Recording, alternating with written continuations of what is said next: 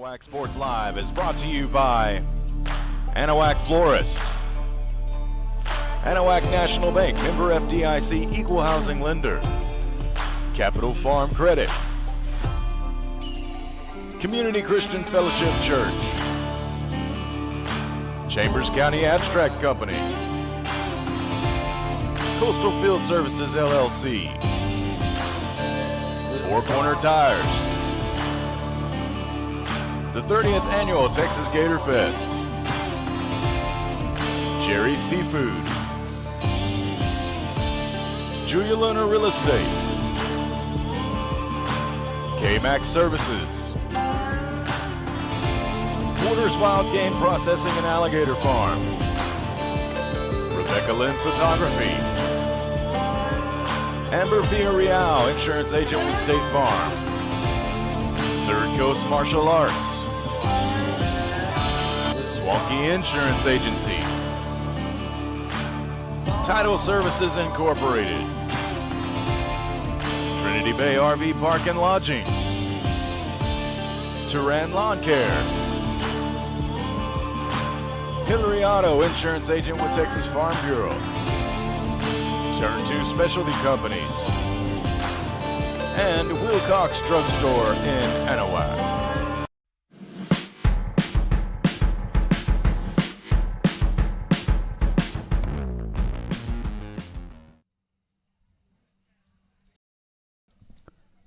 Good evening, ladies and gentlemen, and welcome to Anahuac Sports Live, where Anahuac has come to Hardin-Jefferson. We are here in Sour Lake, and we appreciate everybody joining us here tonight. If you haven't heard yet, yes, we are an audio-only broadcast tonight. Unfortunately, the broadcast rights for this night's game is covered by a different party. However, we're going to bring you the coverage as best as possible without video, so please be patient with us as we get started here tonight.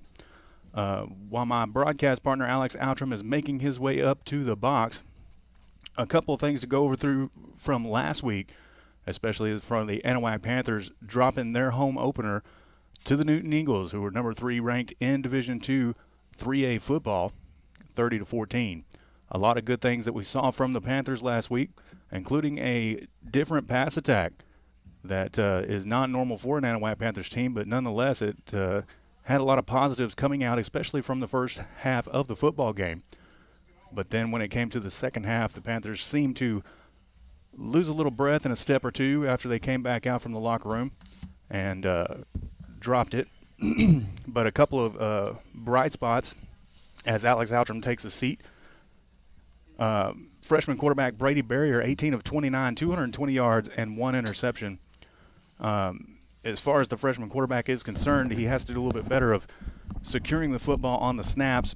And, you know, with center Dalton Hendricks being out, Alex, as you're catching me at the end here, you know, that's kind of a big loss for the Panthers, and not sure who's going to have that starting center position on the offense for the Panthers, but that's something that we definitely have to look at tonight. No, absolutely, and wasn't said in the pregame show who was going to be starting in place of Hendricks, but obviously someone who's as valuable as he is on the offensive and defensive side of the football is a loss for the Panthers, and really some good insight from Coach Neese before the game about the performance last week against Newton. And also a couple of other positives. I mean, we talked about not seeing Landon Corbett get the rock as much as we're used to, especially a big change from last year as we saw him get so many carries, but 16 carries on the ground for 56 yards, a touchdown, and he also had 5 receptions for 44. No, absolutely. It looked like Landon was starting to get into form, trying to get him around the corners. Obviously, Newton has some great athletes on their side of football. They're a perennial powerhouse here in the state of Texas. So being able to key in on that run and make them win with the freshman quarterback was obviously part of their keys to victory last week. In the first half, obviously, you saw how it went coming into halftime, only down by 2, really surprising the Eagles. And then, obviously, as the second half changed, a couple different plays go different ways. And you're talking about a completely different ball game that could have been had that double pass that Quandre was going to throw to Corbett down the sideline. Missed a blocking assignment and got to Quandre before he was able to unleash the ball. And even then, still almost was able to complete it. But that's one of those momentum plays where had that happened after Anahuac took over at the 50, forcing a turnover, we could be talking about a whole different ball game. Well, we could. And, you talk about sophomore tight end Quandre Coates. I mean, he had 5 receptions for 90 yards last week. What a big showing for him. That was probably Barrier's favorite target last week. With Coates' size and athleticism, you're going to see him get better week in and week out as we move on through the season. As you just throw it up to him, and hopefully he, gets his hands on the balls, comes down with the football, and he did a couple times last week. Right, and especially once he gets better versed at using his body to create separation, you're going to see that connection over and over. And that's one of the things that they worked on this week was a lot of the receiving practices with balls that were dropped last week. You had some fades, and again, you got to give it up to the Newton secondary as they prevented, I want to say 2 or 3 different passes broken up in the end zone. But head coach Neese wants the receivers to get stronger, to be able to break away, use more strength when they're bringing the ball in. Well, those receivers have to. I mean, you've got to. If the ball hits your hands, the coaches expect you to come down with it, and that was one of the things that I saw in some of the practice film from this week that the Panthers were working on, just like you just said. A couple other wide receivers. I mean, wide receiver Robert Bailey, 4 receptions, 56 yards. And how about Talon Cunningham? 3 receptions, 23 yards. I mean, those stats don't jump off the sheet for you, but I was very impressed with Cunningham's play last week. Well, and when you look at the past results of the Panther offense here from the last few years, those numbers are going to jump out to you because not only the number of receptions but also the number of passes thrown, where head coach Neese said that he threw over 20 passes in the first half last week and believes that's the first time in his career that he's done that. But they're going to be airing the ball out. He has a weapon under center, and he's going to be using it. Obviously, getting the running game going is going to be paramount to make sure that they don't key off on the freshman.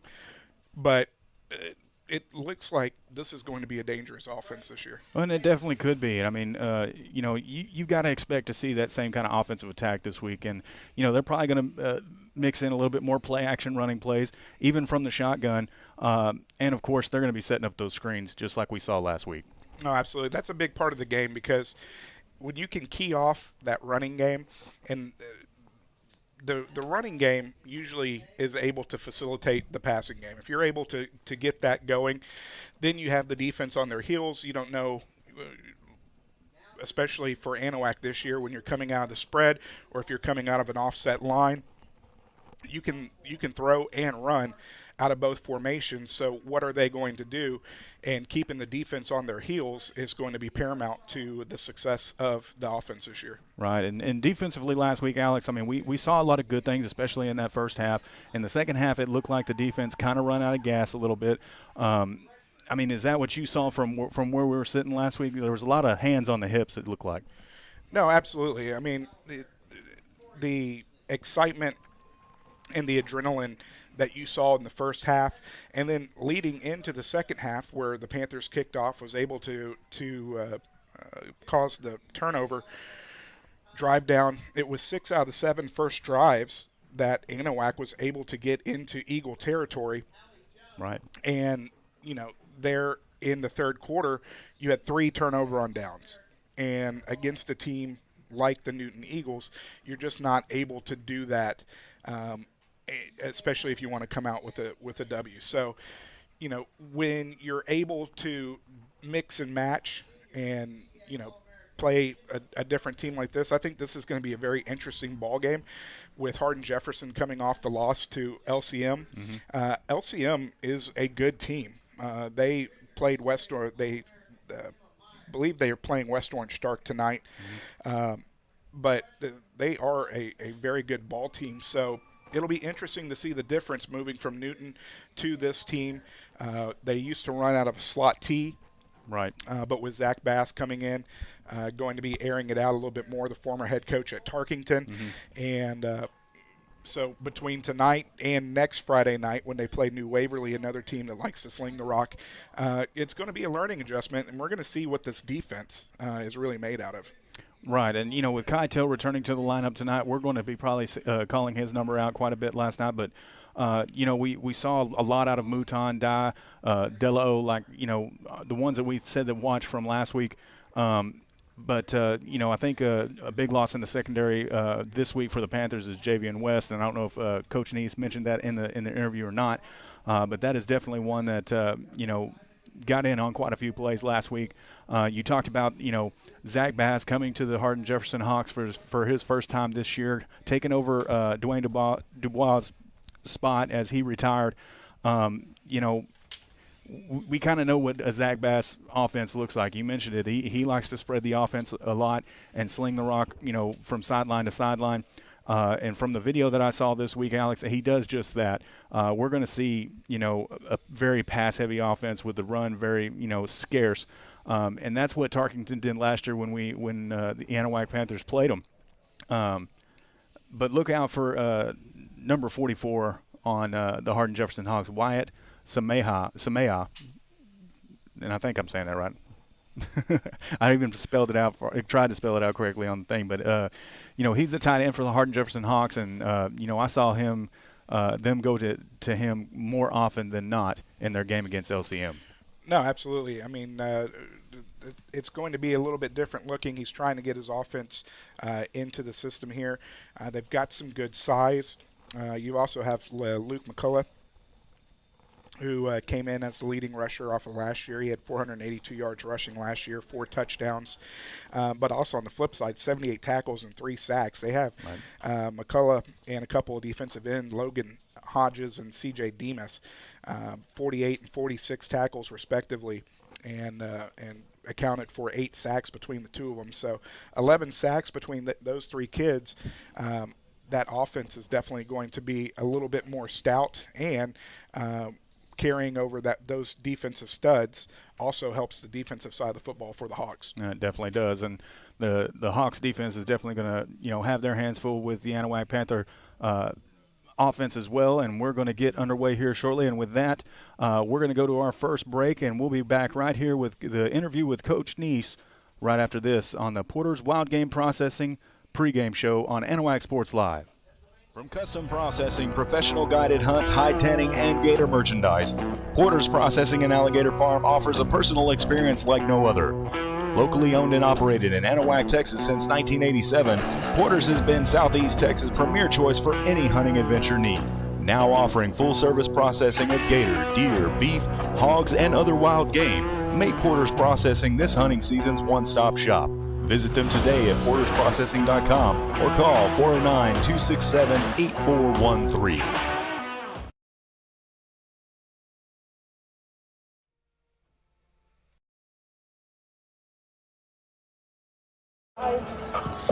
Alex Outram back on the Porter's Processing pregame show here on Anahuac Sports Live, joined by the head coach of the Anahuac Panthers, head coach Greg Neese. And Coach, obviously coming into week 1, had a big matchup with Newton. Had some youngsters on offense and on defense, and tale of 2 halves with that game, first half and the second half. Touch on the first half first. What were some of the things that you liked in that first half last week? Well, I just liked our overall confidence, playing a great team, and so I really didn't know how we were going to come out. We had a very lackluster first scrimmage against Kincaid, which we didn't look very good. We hadn't really practiced that good, and so I was kind of curious to see how we're going to come out, and I was kind of a little wincing too because I didn't know really what to expect. But our guys came out and they played their butt off, and it kind of picked up where we left off with the Columbus game. And there was new kids in there for replacing the guys that had graduated, and we were flying around on defense, making plays on offense. Offensive line did a great job protecting the passer, which, we threw the ball 25 times in the first half. I don't think I've ever done that in my career, but when you got a good passer and guys catch it and a good protection, you're able to do that. But I was very impressed with our kids' attitude and mental approach to the game and how they responded in the first half. First half of that game, freshman quarterback Brady Barrier coming out, like you said, throwing the football around like we hadn't seen. Over 200 yards passing. Kind of recap, how you thought his first performance in a varsity game was. Oh, I thought he was, for being a freshman, I thought he was pretty flawless.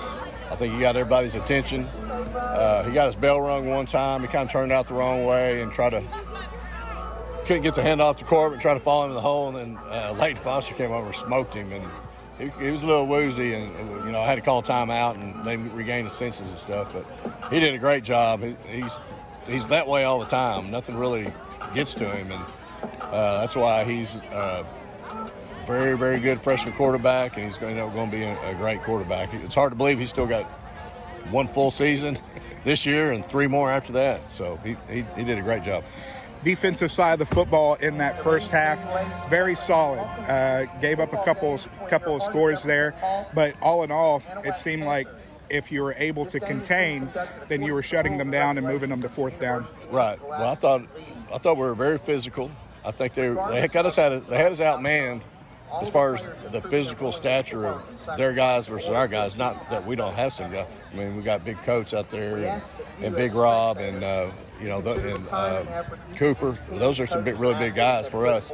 But they kind of had us outmanned really athletically and physically. But our guys, they brought the wood, and they were very physical, and I loved seeing that. We played great defense, and we kind of got after their run. The most concerning person, I think the best player for Newton is the quarterback. He was great on offense and defense, and I was worried about him popping, which he did a couple times. But we just gave up a couple big long passes, and we got to find a way to stop that because we've given them up in the scrimmage and the game, and now we play a team that throws it 9, and next week we play New Waverly who throws it deep, so we got to get that figured out. Let's talk about that energy in the first half. You come out in the second half, I believe I counted 6 out of the first 7 drives, was able to get into Newton territory, but second half kind of looked like maybe running out of a little bit of juice. All that energy that they spent in the first half kind of led to maybe a little bit of a downfall in the second. Well, we had some opportunities and we just didn't make plays. The defense got the turnover at the 50-yard line, and with Newton's opening drive in the third quarter, so we kicked off, and then we have our trick play, our double pass in, and it's about to be a touchdown. And then we messed up on a blocking assignment, and we didn't block correctly, and the defensive end came over and hit Quandre right when he threw the ball, and that ball just barely almost made it to Corbett. But I mean, I'll tell you what, win or lose that game, if that play would have happened on their sideline with a double pass after a turnover, and Anahuac, who they thought they were going to beat us by 50, I know that, and we take the lead right there, that was going to be, I'd remember that forever. I mean, so it would have been an awesome moment, but you got to execute. You can have trick plays all you want, but you got to execute them, and we didn't execute. But we did get inside the red zone a couple times, and, in the third quarter, we drop a fade, really a couple of fades, and then we get inside the red zone in the fourth quarter, and we throw the pick down there. So we got to execute better, but we did find ourselves in some spots where, we only lost by 2 touchdowns. So I thought we should at least had 2 more touchdowns, if not 3. So, yeah, but the first half, we probably looked a lot better than in the second, and that's because we didn't execute our plays. After looking at the film coming into this week, what were some of the things that you focused on in practice this week? Well, with our receivers, we got some big, strong receivers, but we're not catching the ball with strength. We're going up. We're not going up and getting at the highest point. You're 6'4", 6'5". If you're waiting for that ball to get down, you're actually turning into like a 5'11" wide receiver. So we got to get our guys going up and extending their arms and go get that ball and be strong with their hands and really pull it down into the tuck, because what the kid did last week, number 5, the quarterback, Woods at Newton, we had about 3 catches, and he's very composed, and he breaks the ball out of our hands 3 times and on crucial downs. A couple of them were touchdowns. So we got to get better at that. And just you know, we got to find a running game. We didn't get to run it as much as we wanted to or successful, so we got to find a running game. We're still doing the under center stuff, and we'll always do that. But then we got the spread stuff, so we're trying to find that balance. And it's tough to defend from when I talk to some of the coaches because we're in the spread, and then all of a sudden we're in an unbalanced line under center, and so. You know, we're just going to work out the kinks. Coming into tonight's ball game against Hardin-Jefferson, not your grandparents' Hardin-Jefferson as they move out of the slot T into a more newer style offense. So what are you kind of expecting them on the offensive and defensive side of the ball? Yeah, they went into Zach Bass does a great job. He's a really good coach, and he coached at Tarkington. He's really good at the one back and some RPO stuff, and he's installed that over here. And so that we're going to get that TV style offense, kind of what we're kind of doing, and plus we get to play on their turf field. This is the first game ever over here with the turf field. It's beautiful. They've done a great job. The dressing facilities are phenomenal, and they did a great job over here. So that's a credit to the townspeople here and people that thought about this project. It's great. So we're excited about that, and they throw the ball. The quarterback is good. He can sling it a little bit, and they didn't look as good as they wanted to against LCM, but LCM's really good. I mean, they took West Orange start, so you really can't judge them on that. So I expect a good game for 4 quarters. Keys to victory tonight, Coach? Well, establish a running game. We've got to establish a running game. And on defense, we can't allow 3rd down and 15 and they throw the ball over our heads. I mean, that's happened the first 2 times, in the scrimmage in the game. So we eliminate that stuff and keep doing what we're doing in the passing game. I think we'll be fine. Appreciate your time for the game, and best of luck in tonight's contest, Coach. All right. Thank you, Alex. Head Coach Greg Neese of the Anahuac Panthers as we continue the pregame show after this on Anahuac Sports Live. From custom processing, professional guided hunts, hide tanning, and gator merchandise, Porter's Processing and Alligator Farm offers a personal experience like no other. Locally owned and operated in Anahuac, Texas since 1987, Porter's has been Southeast Texas' premier choice for any hunting adventure need. Now offering full-service processing of gator, deer, beef, hogs, and other wild game. Make Porter's Processing this hunting season's one-stop shop. Visit them today at portersprocessing.com or call 409-267-8413. Alex Outram, Trent Hart here from Hardin-Jefferson Hawks Field on the campus of Hardin-Jefferson High School, where we are set for kickoff tonight between the Anahuac Panthers and the Hardin-Jefferson Hawks.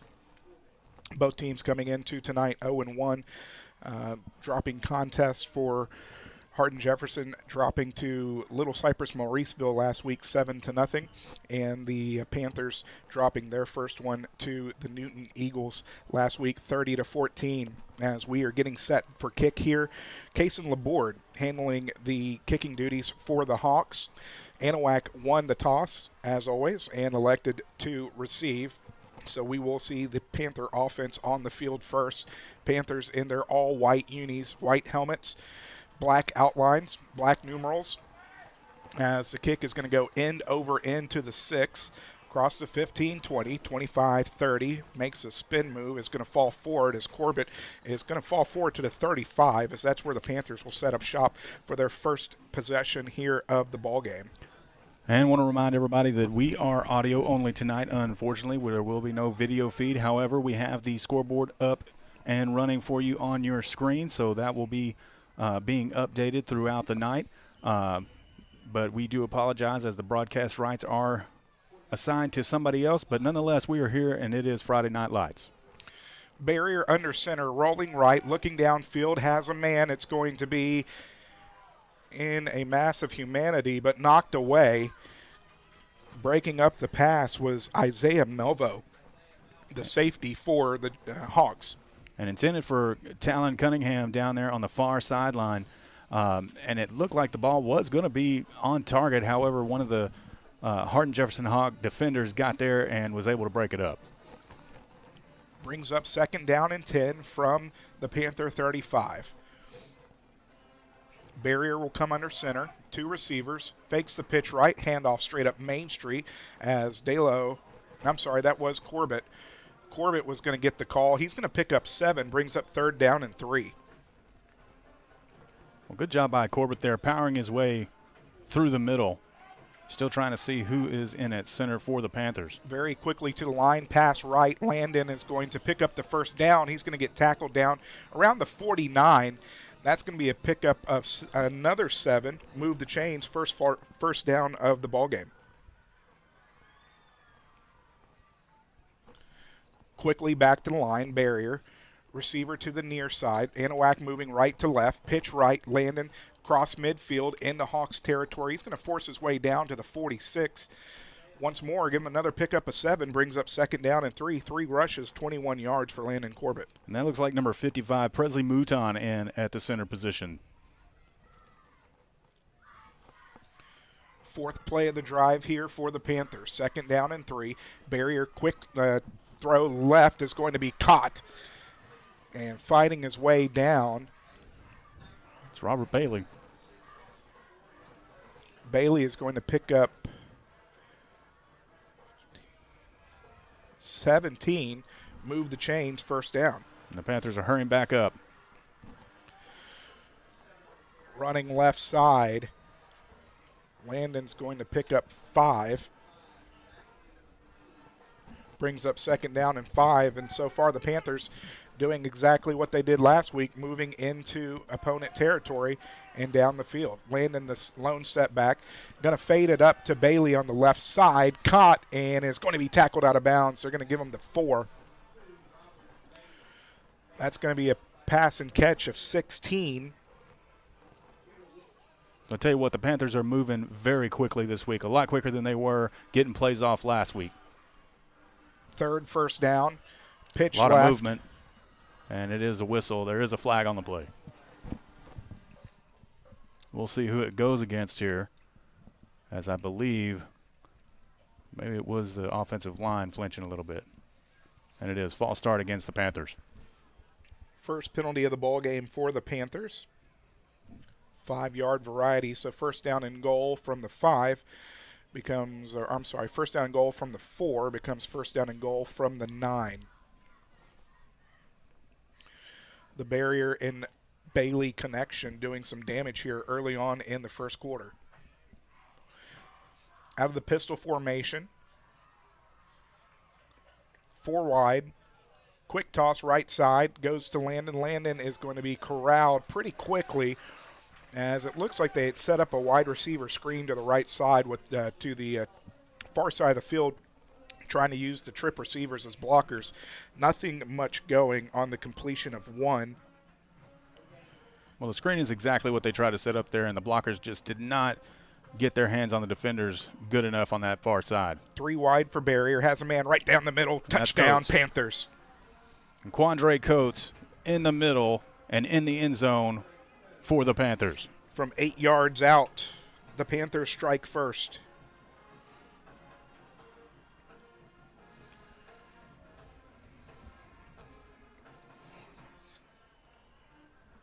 Eight plays, Trent, to move down the field.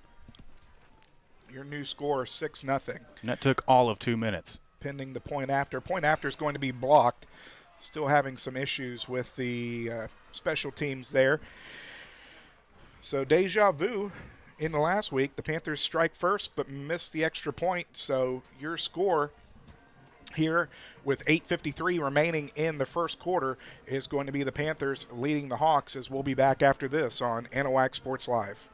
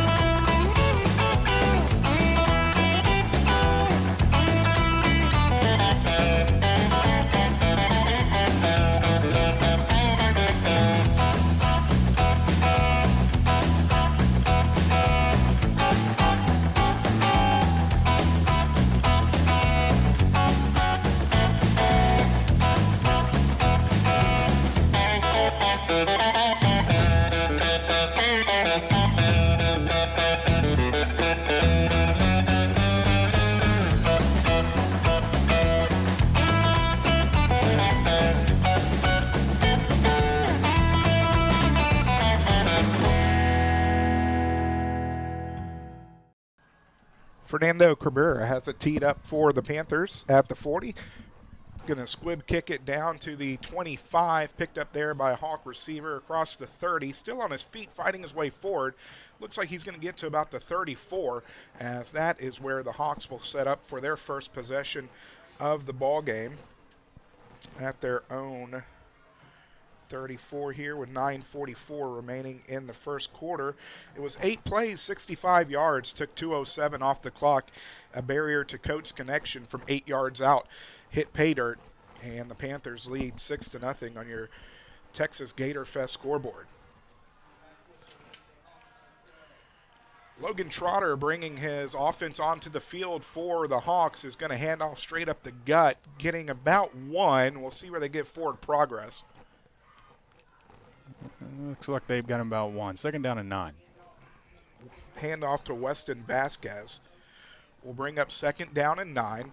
Offensive line already back over the ball, getting the plays from the sideline. As Trotter is going to be letting the offense know the play. 2 wide is going to get it handoff once more, and he's going to be stacked up in the backfield. In on the tackle, Presley Mouton. And loss of 3 on that play. Great pursuit by Mouton to get into the backfield there. 3rd down and long. 3rd down and 12 from the Hawk 30. Say the 32.5. Quick count is going to draw the Panthers free play. Looking downfield, has a man, is going to be overthrown, but the Panthers did jump on the play, so it will now be 3rd down and 7. Yeah, and the hard count there by Thomas to get the Panther front line to jump into the neutral zone, and we knew that flag was going to come out. Second penalty of the ball game for the Panthers.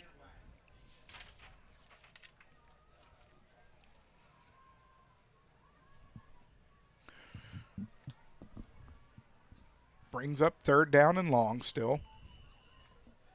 Out of the gun will be Trotter. He will be offset to his left by a new running back. Sends a man in motion, rolling left, looking downfield. Bat it away. Coates is going to bat it up in the air. It will fall down to the turf, and that will be 4th down. And what a great there by Coates, or play there by Coates. Kind of had a air of J.J. Watt there. So 3 and out for the Hawks as they'll bring their punting team onto the field.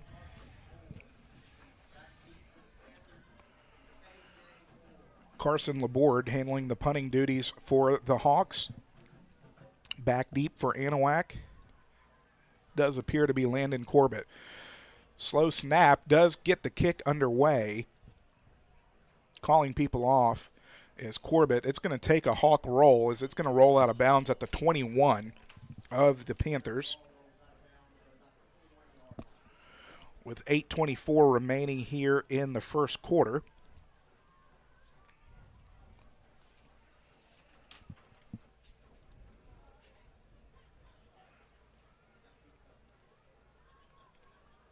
And Trent, just like that, offense starting off just as well as it did last week. That they are, and the defense holding up well on that first offensive series from the Hawks, and the Panthers are going to get it back here. Pistol formation once more, 2 receivers, 1 to each side. Fakes the handoff. Barrier looking left, looking right now, has a man. Way downfield, and it's going to be almost intercepted as on the coverage, Jude Flores, the safety, had it go in and out of his hands, and the Panthers lucky right there. Yeah, they definitely got lucky there as Barrier just, he had a great throw on the football. It just was not quite enough on it, and it kind of forced it in there and almost picked off. Luckily for them, it wasn't. Cunningham had a step, too. Just couldn't corral the ball in as Flores made a great cut on it. 2nd down and 10. Only the 2nd incompletion of the ball game for Barrier so far. 2 backs is going to hand it off and straight up the gut to Corbett. Corbett's going to pick up about 1, is going to bring up 3rd down and 9. want to tell everybody about our giveaway tonight. I won't put the graphic on the screen yet, but the way you can win one of 4 ASL AP Rally Towels, all you got to do is go to our Facebook page and like and share our video link for tonight. Even though we are audio only and don't have a video feed on the field, however, all you got to do is be sure to give that post a like and a share, and you'll be entered to win one of 4 rally towels. Corbett dotting the pistol, looking downfield, screen pass is going to hit Corbett across the 25-30, has blockers downfield 40, 45, 50 into Hawks territory, is going to be taken down at the 47-yard line of the Hawks, and that will be a first down. And a huge gain there by Corbett, and that's the Landon Corbett of old that we're used to seeing. 40. They place it at the 48-yard line? 44 yards on the pickup. Sorry. Fakes the pitch, handoff inside, is going to get back to the line of scrimmage. Let's see, so 44. 84 yards passing for Barrier. Second reception for 45 yards for Corbett. 5th first down of the ball game. 2nd down and 10. Looking to set up a wide receiver screen on the right side. It does connect. Again, not too much yardage there, as it's going to be a connection for 2.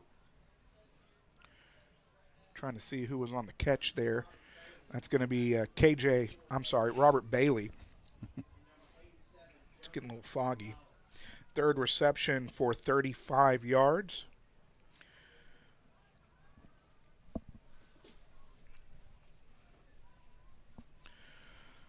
Third down and 8.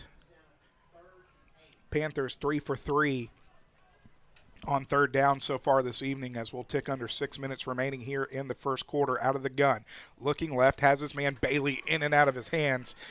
Was short to begin with, was hoping that Bailey could make some moves, but it does fall in and out. Will be 4th down in Hawks territory. Last week, head coach Greg Neese was not into punting. We'll see what they look to go with here. It does look like they're bringing their punting unit on. Thomas Delo handling the punting duties for the Panthers. Yeah, he's not going to try it quite here. They're going to try and pin the Hawks down deep.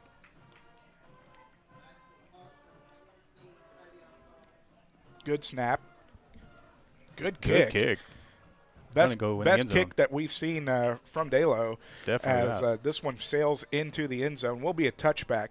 And that is where the Hawks will have it to begin their second drive of the ball game here, with 5:52 remaining in the first quarter. A little bit earlier start than we're used to. Had that 7 p.m. Central Time start.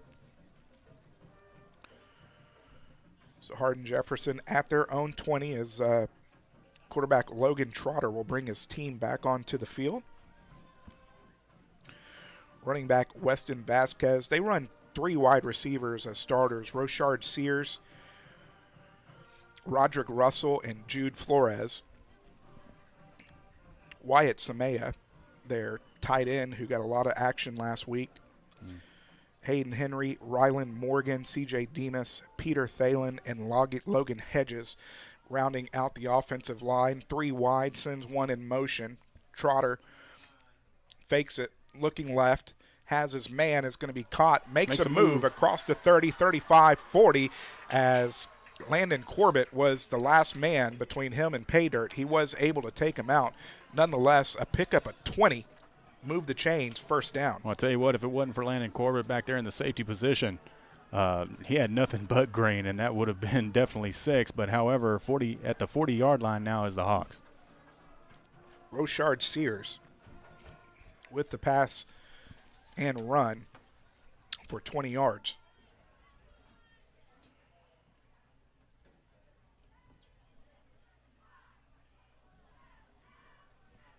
First down and 10 from the Hawk 40. Sending a man in motion. Trotter sets back under pressure, looks to the right, has a man, and is going to be caught. And what was that flag for? That should be interesting. Pass caught But there is by Roderick Russell. There's a strange flag on that play. There wasn't interference as they went up with it and they came down.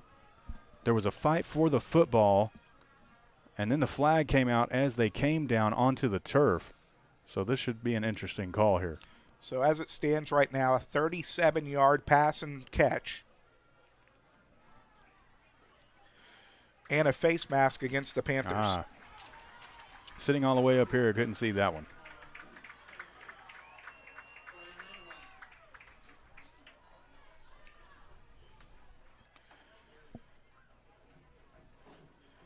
So that one went to Russell. Third penalty of the ball game. First down and 10 as the ball gets shoveled back out of the gun. It was first down and 10 from the Panther 12. It's now second down and 15, it looks like. 15.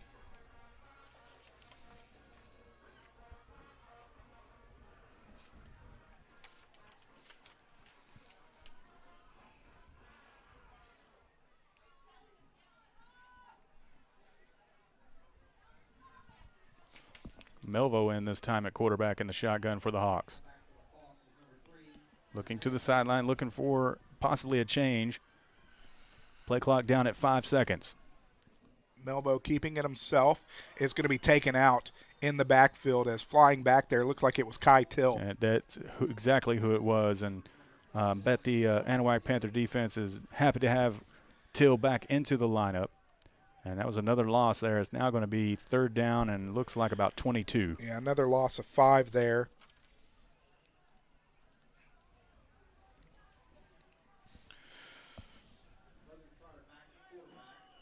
Now we've got flags on the field again. Now that's going to go against Hardin-Jefferson as they had too many men on the field. So that'll be their first penalty of the ball game. 5 yards. Now make it It's 3rd and 30 now. third down and Kuntz. Oh, no, they can set it at the 29.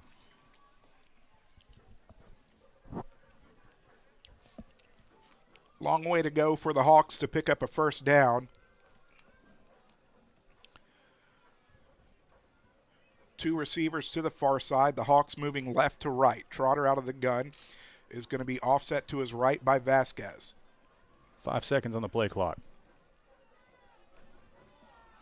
And they're going to burn a timeout. Well, they let it go. Yeah, they did. And it's It's going caught. to be The caught. referee got in the way. Some Use room the to go. referee as a pick. So from the 29 to the 19, it's going to be a pickup of 10.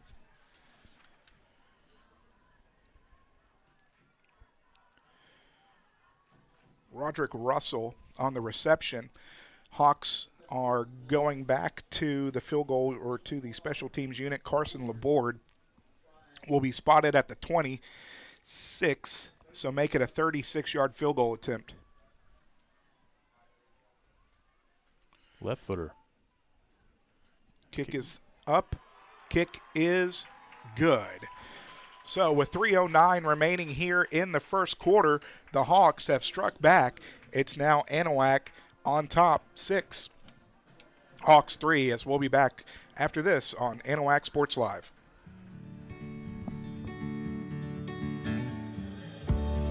Whatever it is you wrangle, whatever seeds you sow, no matter what you nurture or what you choose to grow, at Texas Farm Bureau Insurance, we're proud to protect all Texans.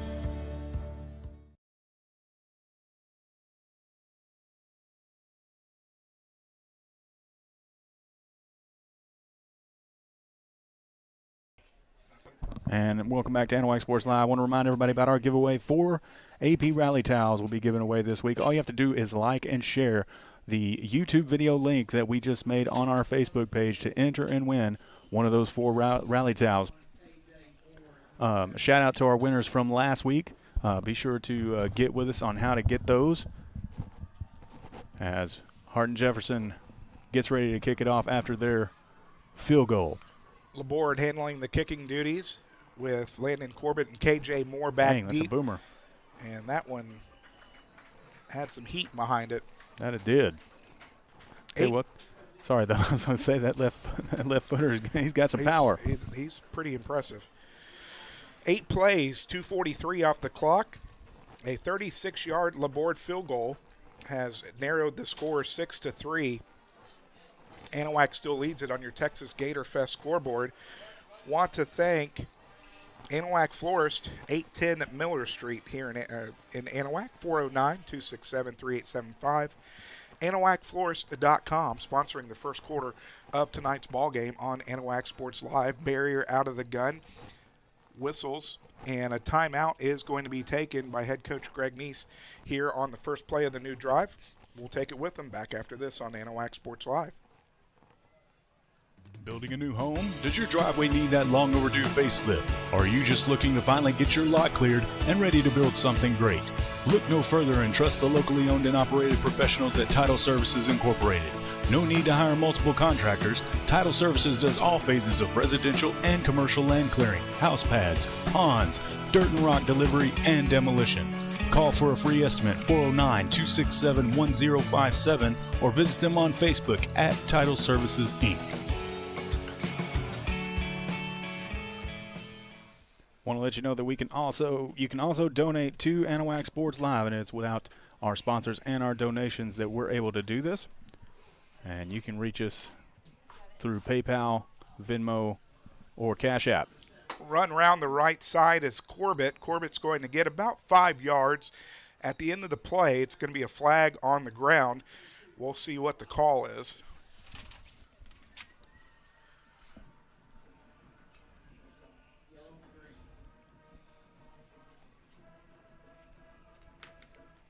Yeah, it was holding against Anahuac. That's what I thought it was going to be, as that flag came zooming in from the backfield.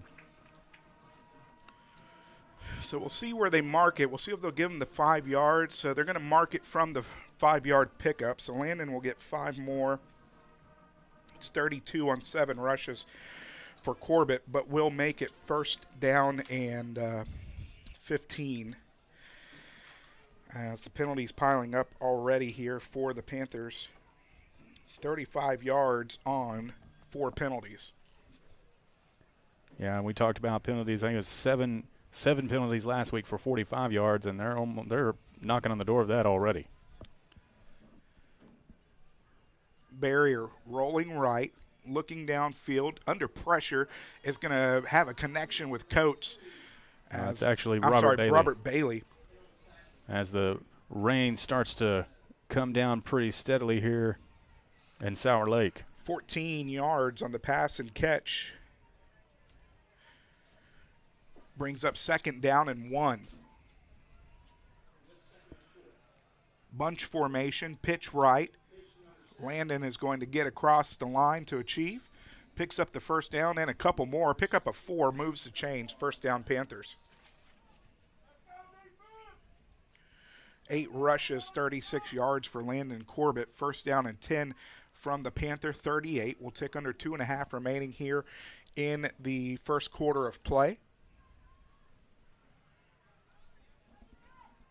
Don't see too many full huddles from the Panthers, but they had their full huddle. Bailey here to the near side. They're shifting to offset line to the near side. Pitch left. Landed across the 40-45. Lowers his head. Is going to pick up another yard. I'm going to pick up a 9. We'll bring up second down and 1. Well, definitely starting to grind out the run game more this week than what we saw last week. And Landon able to pick up another 9 yards. Shout out to Cheyenne Bearden for sharing. She entered to win one of the towels. Also Brian Bogey. Toss right to Corbett should pick up the yard to move the chains. Nope, they're not going to get, well, half a yard maybe. They're going to be at market short. That was an interesting placement.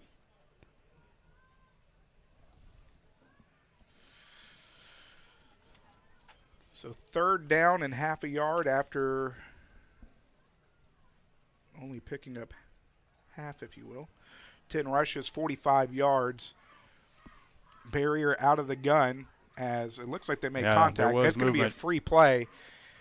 He's going to throw it up to Bailey, but the Hawks are going to be offside, and that's going to be a 1st down for the Panthers.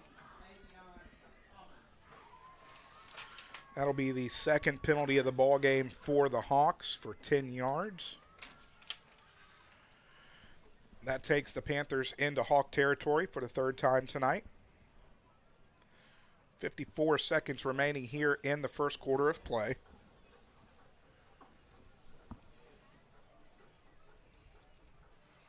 First down and 10 from the Hawks 47. And again, we appreciate everybody's understanding as this week we are audio only and don't have a video feed. And we thank every single one of you for joining us here tonight. Out of the gun. Barrier looking left, keeping left, has a man. Cunningham is going to be caught. What a great play. Brings it in with his fingertips down to the 28. So that's going to be a pickup of 20 or 19. I tell you what, Cunningham was working out of the slot, came across midfield, and made a diving catch here on the near side, just outside the numbers. Very quickly from the 28, 1st down and 10. Referee's trying to, or Anahuac trying to push the pace out of the pistol. Landon dotting the pistol. Throws right, has his man Bailey, is going to be, caught again. I'm sorry, That's Coates into the end zone, touchdown from 28 yards out. What a pass from Barrier, and what a catch from Coates as he caught it right over his shoulder and could have walked right into the end zone. Well, we talked about it in the pregame show and about throwing the ball up and just having Coates just, jump over defenders, and he did just that on the far sideline close to the 10. And, Coates just came down with it and would look like ease. But another 6 points for the Anahuac Panthers. Man, that was pretty. Barrier can throw such a nice ball. 2nd touchdown of the night for Quandre Coates. 2nd touchdown of the night for Brady Barrier. And now the Panthers are going for 2. 2 receivers here to the near side. It's going to be Bailey and Cunningham. Out of the gun, handoff to Landon. Landon's going to put it on the turf, picks it back up, tries to push it forward, does not get it, as the 2-point conversion will be no good. Nonetheless, the Panthers hit pay dirt once more with 39 seconds remaining here in the first quarter. Your new score, Anahuac leads Hardin-Jefferson 12-3. Back after this on Anahuac Sports Live. Want to escape to a relaxing destination on the Texas Gulf Coast? Trinity Bay RV and Lodging has just what you need. Nestled next to historic Fort Anahuac Park and less than an hour east of Houston, Trinity Bay RV and Lodging has everything for your next vacation, weekend getaway, or extended stay, offering daily, weekly, and monthly rates on 54 full hookup RV sites and 11 fully furnished cabins. Visit online today at TrinityBayRVLodging.com or give them a call, 409-267-6774.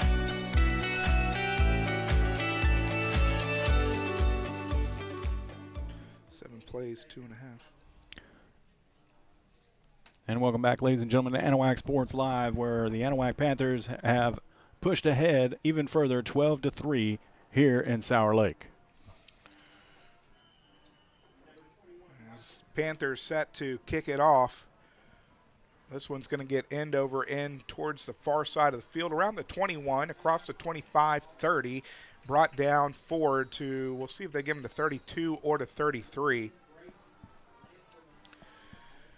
But last drive for the Panthers, 7 plays, 80 yards. It took 2.5 off the clock. It was another Barrier to Coates connection from 28 yards out, as the 2-point conversion was no good.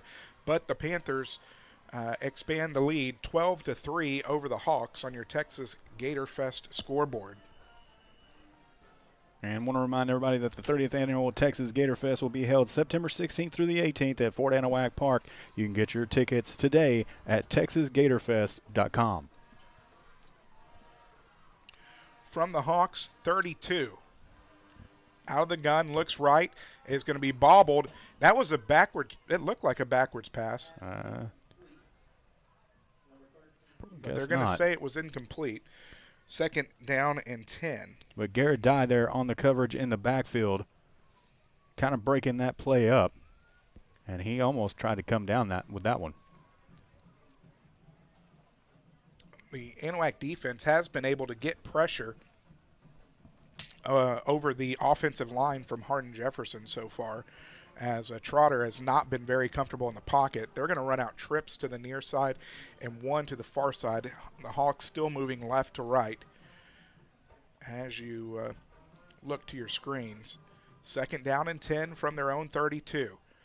Handoff straight up the gut is going to go nowhere. In fact, they're going to lose a yard as Vasquez, 3 rushes, -3 yards here on the game. That was Tyler Kelly in on the tackle for the Panther defense. 3rd down and 11. We'll take 10 seconds left on the game clock here in the first quarter. We'll see if the Hawks just want to take it to the second, and they do. They will run out the clock here in the first quarter, and that will end the first quarter of play as we will move to the second quarter with the Panthers leading the Hawks 12-3. Back after this on Anahuac Sports Live.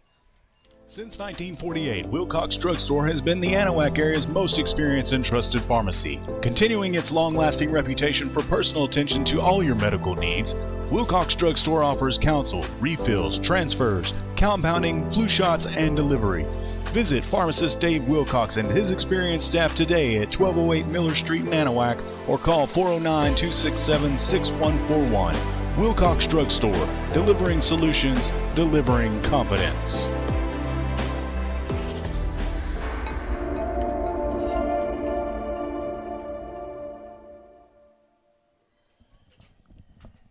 As I was saying earlier, you can donate to Anahuac Sports Live and get a special shout out or your message live on the air. All you got to do is send a donation over to Venmo at AnahuacSportsLive, CashApp, $ AnahuacSportsLive, or the QR code that is on your screen for PayPal. Or you can enter our email address, AnahuacSportsLive@gmail.com, for all things PayPal. We appreciate everybody's support and, of course, all of our sponsors for making it possible for us to travel around and do these games for you guys and bring you the best coverage that we possibly can. Second quarter set to begin here from Hawk Field here at Hardin-Jefferson Ball's High on the School. ground, Ball picked is up. And into the end zone. Touchdown, Anahuac. And Presley Mouton scooping it up and putting it into the end zone for the Panther defense.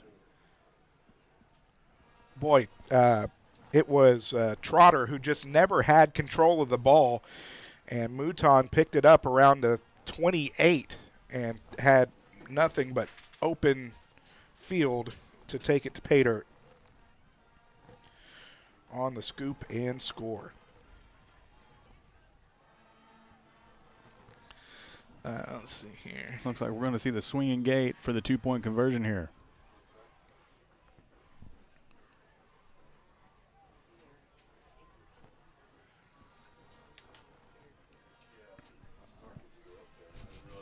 We might have to open that window for you in a minute, Alex. I was trying to. It's not cooperating very But it is well. a swinging gate formation for the Panthers. Now they're shifting out of it into field goal formation. And that is Fernando Cabrera setting up for the field goal. Snap is back, down, kick is up, and it looks to be good. Much better there as Cabrera was able to get it a little bit higher than what he's been able to do. So 7 seconds into the second quarter, the Panthers strike again, as this time Presley Mouton with the scoop and score from 28 yards out Presley presses the score 19-3. Your Panthers lead it. Back after this on Anahuac Sports Live.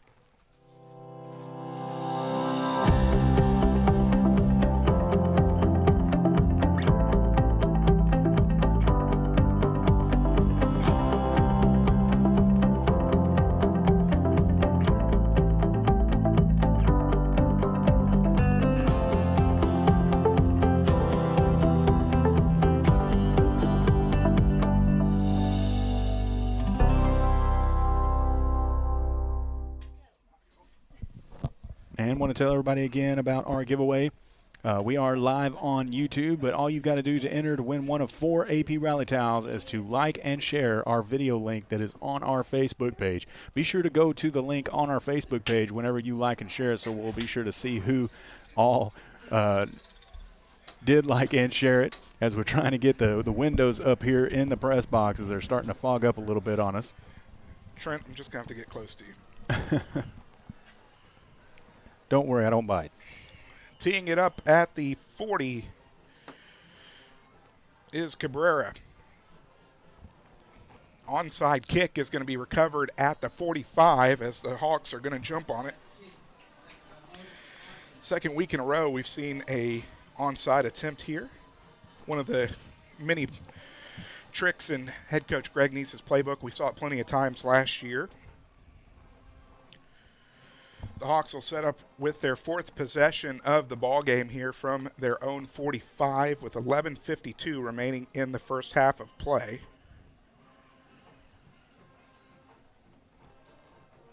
We'll get you some scoring updates from around the area. I just noticed that my little ticker isn't up on the screen. There we go. Trotter is going to put the ball on the ground again. There's a scuffle for it. We'll see who has it. And the Panthers have it on back-to-back plays. Wow. Coming up with the ball. Is that number 15? That is Camden Wilson with the recovery as Trotter tried to get the ball to Vasquez on the handoff, and I think you can tell that the rain is having some difficulty with the football now, as that's back-to-back plays for the Hawks fumbling the football. It definitely is. It's not coming down super hard, but it is steady. So I was about to take a look at the radar to see what we're looking at, but Panthers football again here. Very quickly from the Hawk 41. Barrier is giving it to Corbett on the end around across the 40, 45, 30 is going to get knocked out of bounds. That's going to be a pickup of 11. Move the chains, first down. Well, a little misdirection play there as they faked it up the middle, and then Corbett in motion came from this near side to the far side. Was able to make a move and get up another 11 yards and a first down. Ball on the turf as the rain continues to make things slick. Panthers able to fall back on it as Corbett is able to recover it. It's going not before he's going to lose. Looks like 3. Well, 3, yeah. So second down and 13 now. 12 carries, 53 yards for Landon Corbett. And I imagine with a lead here in the rain, they're going to possibly try to pound the ball a little bit more than what they have, although it is Barrier out of the gun. And we're going to have some confusion on the field. Timeout Panthers, that's their second one. We'll take it with them as we'll be back with more of the second quarter after this on Anahuac Sports Live.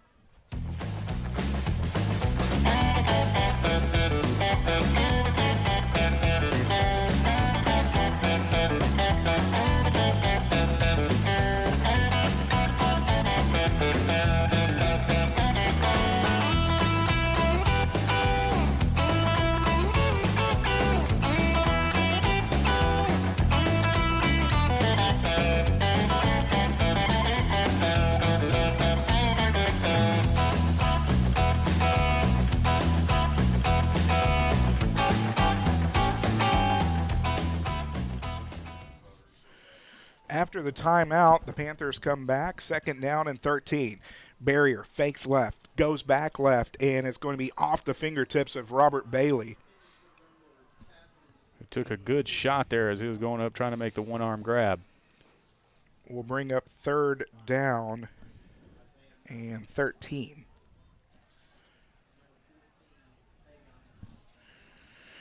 Panthers are 2 out of 4 so far on third down opportunities this evening. Barrier will come under center. 2 backs behind him to the near side. Anahuac still moving left to right. Handoff up the gut to Corbett. Didn't fool anybody as he's going to get back to the line of scrimmage. That's going to bring up fourth down. Well, they're not even going to give him the line of well, yeah, they are. I thought they were going to give him a loss of 1 there, but and they did. They gave him a loss of 1. It's going to be 4th down and 14. Offense is going to stay on the field for 4th down and long. It's going to be Bailey and Cunningham to the near side. Bailey to the far side. Pistol formation. Barrier sets back, looking right, looking downfield. He has Cunningham is going to be knocked away at the last second. Again, in on the play, Jude Flores, as his second big play of the evening, has prevented the Panthers on a couple different opportunities. Turnover on downs, as they were not able to connect. Well, just excellent coverage there by Flores. You know, I mean, you thought Cunningham had a step on him just like he did in that play in the first quarter. That's right. But, I mean, Flores just kind of turned on the jet there last second and got a hand in on it just as the ball was falling into Cunningham's hands. We've seen some good secondary play between last week and this week. So from the Hawk 34, no harm, no foul on the turnover as the Hawks take back over with 10:09 remaining here in the first half. It's Trotter out of the gun. He's was not Trotter. Was a direct snap. Lose one, I think, maybe. I don't know if he got onto the back. Well, there's some hustle and bustle going on after the play, and there are flags flying everywhere. And there's definitely some extracurricular things going on, and it's not very cool at all. Now, this is going to be interesting to see because there were players on both sides involved in that scuffle, and you don't want to see that in any level, you know, whenever you're playing a game like this. So we got to see what the referees discuss here. So it was a direct snap to number 44. And they're talking it over, both coaching staffs on the field, as the referee crew tries to figure it out. Right now they're showing the penalty to go against the defense as far as one of the judges' hands is pointed that direction. There's definitely going to be a... You have to imagine there's might be an ejection or two coming up. Yeah, you would think so. I mean, with something like that and how it carried over well after the play had ended.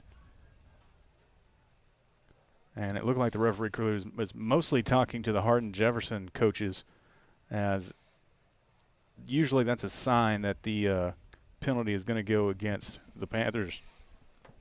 But we'll figure it out here in a minute, as they're still talking it over. Rain continuing to fall steadily. Not a real heavy rain, but definitely making things difficult down there on the turf. Brand new turf here at Hardin-Jefferson High School for a revamped football stadium. And it definitely looks great, Alex, as looks like they've got it ironed out. Looking still for a call. Maybe it's offsetting, not sure. That really does. The field looks great. The field house looks great. Just really a nice setup that they have here for these Hawks kids. We're going to have unsportsmanlike conduct on the offense and on the defense. Yep. One of them's ejected. We have one from both sidelines ejected.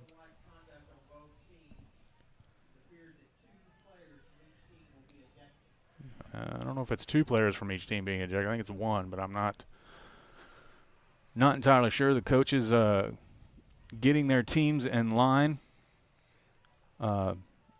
as there's just no excuse for it, Alex. There really isn't. No. I mean, this is a game. It's supposed to be of fun. I know things get heated down there whenever you're getting into the trenches and you know, trying to fight hard to win a football game, but nonetheless, you got to keep your composure. And it looked from here like both teams were at fault there, and it looks like the coaches are going to get them all lined out, and we're going to get back to football. So with offsetting penalties, that'll be after the play, so it'll come back to 2nd down and 10. Looking to see if it was 1 or 2 players. Wasn't entirely positive. I don't see any players leaving the field of play.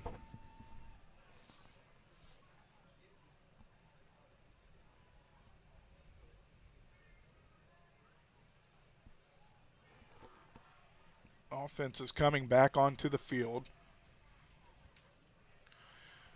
Now the defense, they've got the ball placed, so the defense needs to get set up here pretty quick. 2nd down and 10. High snap is going to go backwards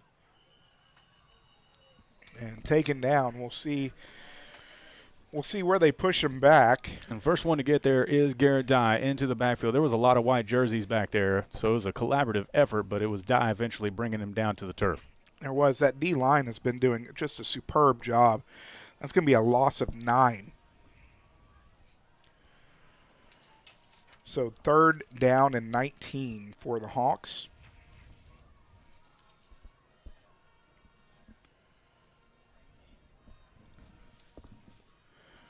They're going to go 4 wide. The Hawks moving right to left, sends a man in motion. Trotter sets back, rolling left, is going to throw, intercepted. 15 is going to fight his way forward. And that is number 9, Brooks Henneke, the pocket Hercules. I do see some flags on the ground, though. I think that was after the interception occurred. So Brooks Henneke with the interception sets up the Panthers in great field position. We'll see what this flag is about. Are they going to say offsides? Well,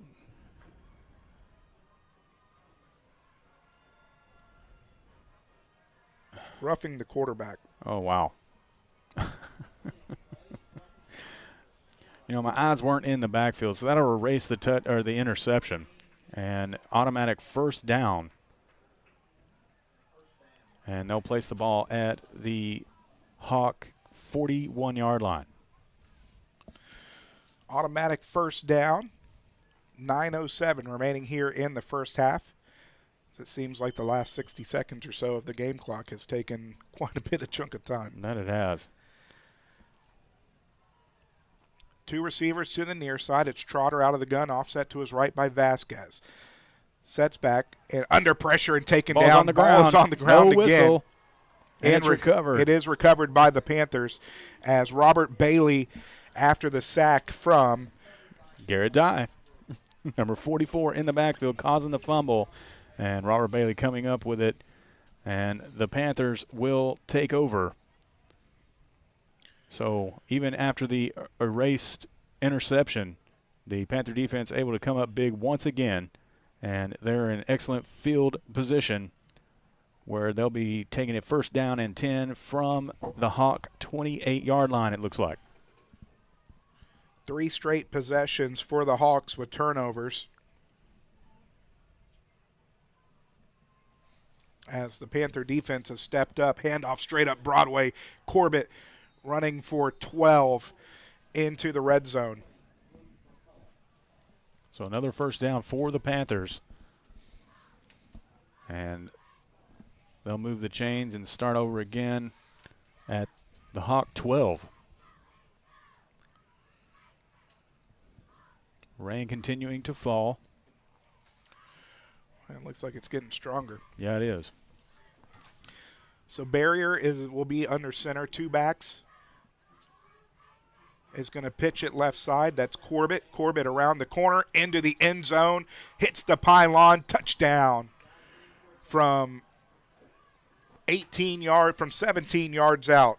Landon Corbett hits pay dirt for the first time this year. Well, it was all Corbett on those plays after the big defensive recovery. And he got close to being out of bounds on that far sideline, but he is able to keep in, dove for the pylon. And another 6 points on the board for Anahuac. Swinging 8 formation back out there. You would expect Cabrera to get a little bit more practice here with point afters. And that is what they will do.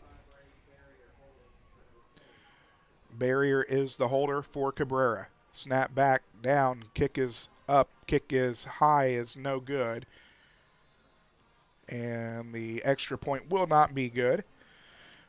But with 8:24 remaining here in the first half, the Panthers have extended their lead 25-3 over the Hardin-Jefferson Hawks, as we'll be back with more after this on Anahuac Sports Live. Coastal Field Services, Southeast Texas' go-to company for right-of-way mowing, land clearing, site preparation, industrial commercial herbicide application, and industrial commercial site ground maintenance. No matter what your property maintenance or clearing needs are, you can rely on the professionals at Coastal Field Services. For more information, call 832-900-9800 and visit them at coastalfieldservicesllc.com. Wish we had a towel. And I want to remind everybody that It's a towel. we are giving away more rally towels this week. But aside from that, we're going to give out 150 rally towels at homecoming, Alex. So I want to remind everybody to bring your rally towels to the game. The cheerleaders are throwing them out. Show your support for this Anahuac Panther football team, and bring them back to every single game that you can. And remember that we'll be giving out 150 at the homecoming game against East Chambers. We can't give them out to everybody at homecoming, but we're going to try to give it out to as many people as we can. Exactly. Pooch kick is going to squib to the 32. As taking a knee there is where Hardin-Jefferson will set up.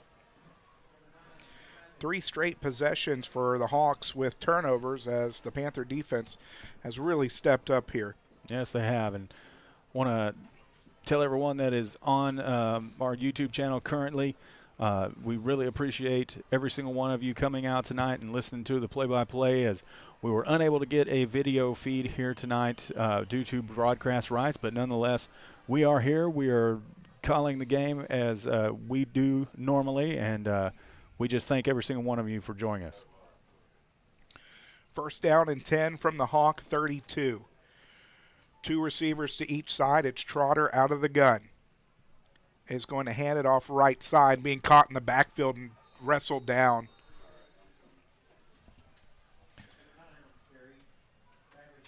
That was a loss on the play, which will bring up about, that seems about a loss of 4. Couldn't see who was on the tackle. Cretton on the loss. You said 4? Yep, that's 4. Second down and 14. Game clock running. Under 7:44 and counting. Wide receiver screen is going to make a move. Gets by the first man, cannot get by the second, as he's going to pick up. Looks like he's actually going to lose a yard. Judging where the line judge is on the far side, they are. They're going to lose 1. Third down and 15. That went to Russell, his 3rd reception of the ball game. Not 25, 15. There it is.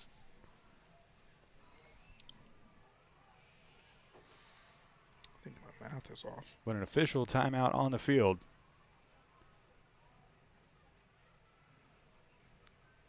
Or is Hardin-Jefferson actually going to take one here? I didn't see what the call was, if it was an official timeout or if it was an actual. It is an official timeout. Okay.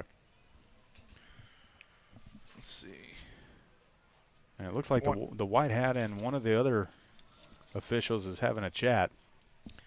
Want to thank Chambers County Abstract Company, 409-267-6262. You can catch them on the web, www.ccac.net,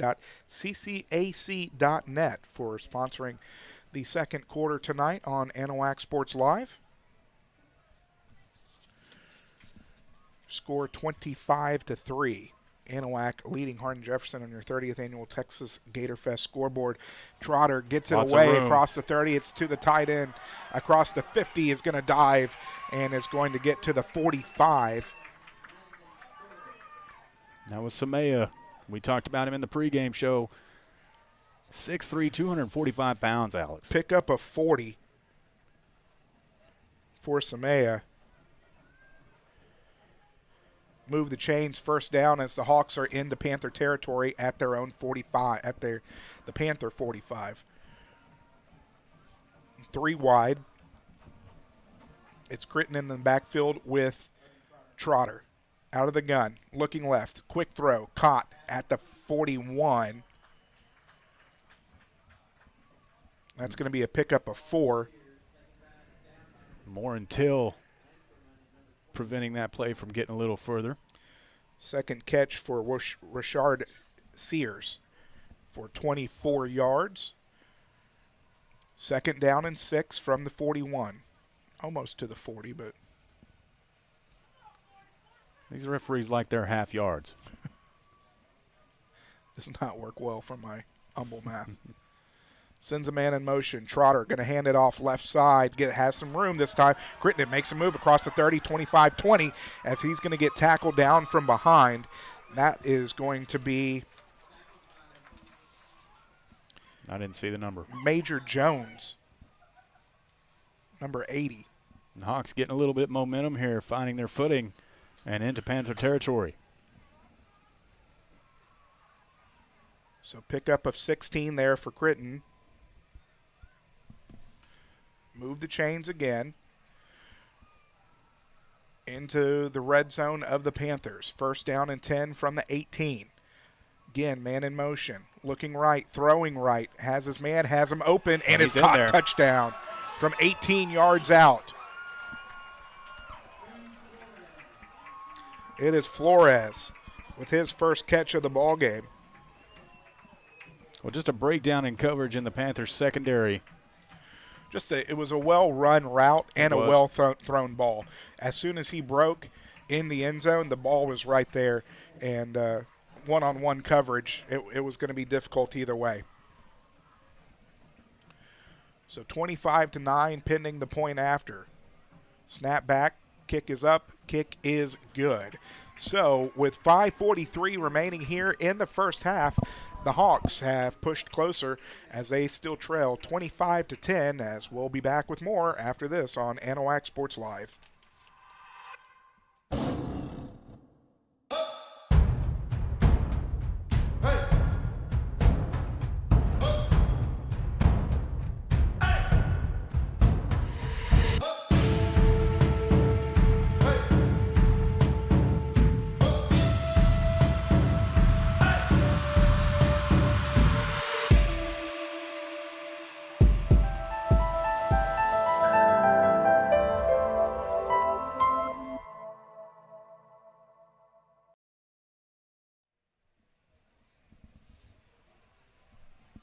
Alex Outram, Trent Hart back here from Hardin-Jefferson High School as the Hawks have inched closer to the Panthers. After a 2-minute and 40-second drive, 68 yards, it was an 18-yard pass and catch from Logan Trotter to Jude Flores. The point after was good. Your new score 25-10 on your Texas Gator Fest scoreboard. It is Laborde with the ball teed up, ready to kick it off to the Panthers. KJ Moore is one of the backs. And Jason Nelson. Onside kick attempt. Bobbled. He's going to have to fall on it quick, and he does. I think he realized he needs to get on it. That was a heads-up move coming in on the play. That's Braden Sanders that came down with it. He thought he had it in his hands and was going to run a little bit, but then it came out and had to fall on it. Let's see. So the Panthers will set up in Hawk territory at the 46, third straight possession, setting up in Hardin-Jefferson territory. 5:43 remaining here in the first half.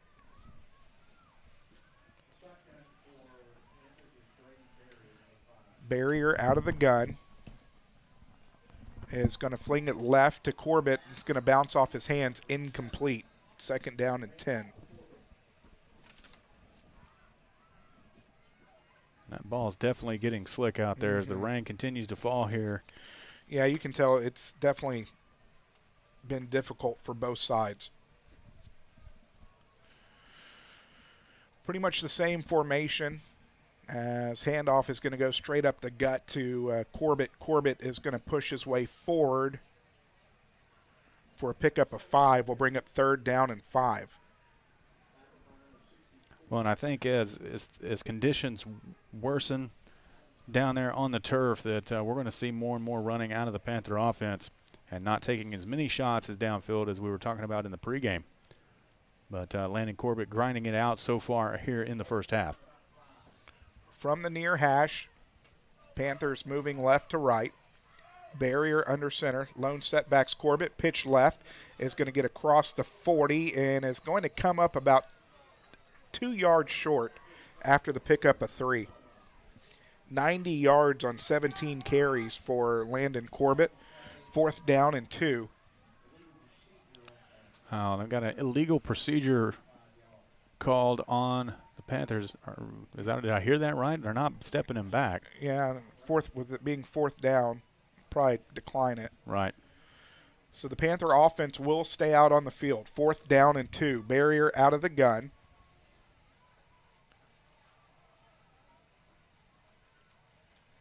Receivers to each side. Another illegal procedure. No, it's a false start against the Panthers as they were hard counting, and there was a little flinch by the guard, and they'll step him back. 4th down and looks like 7 now. 5th penalty of the ball game for 40 yards for the Panthers. 4th down and 7, still in Hawk territory. We'll see how much this changes the play call. Looks like the offense staying on the field here.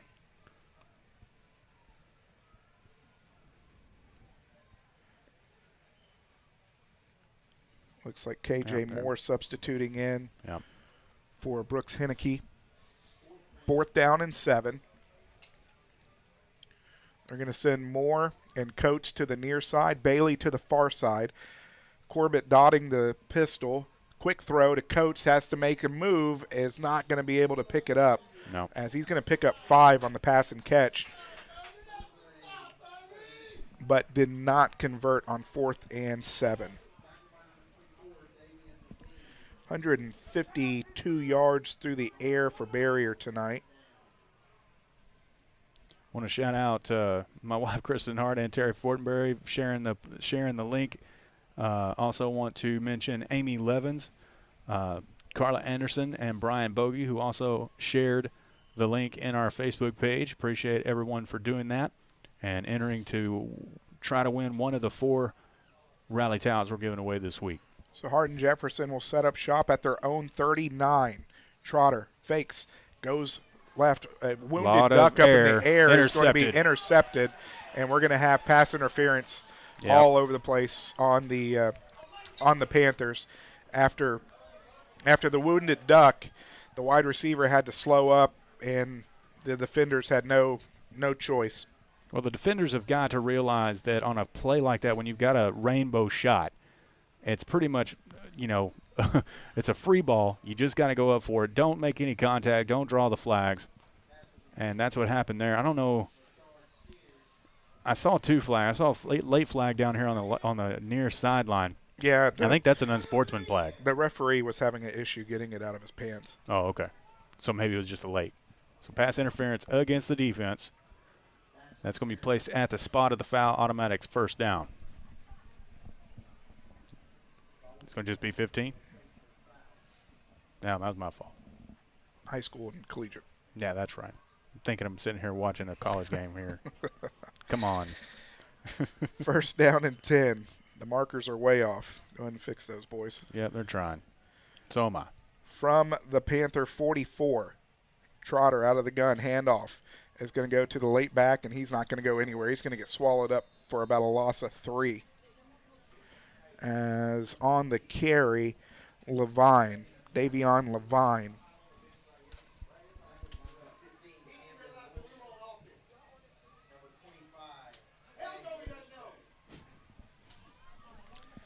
Second down and 13 from the Panther 47.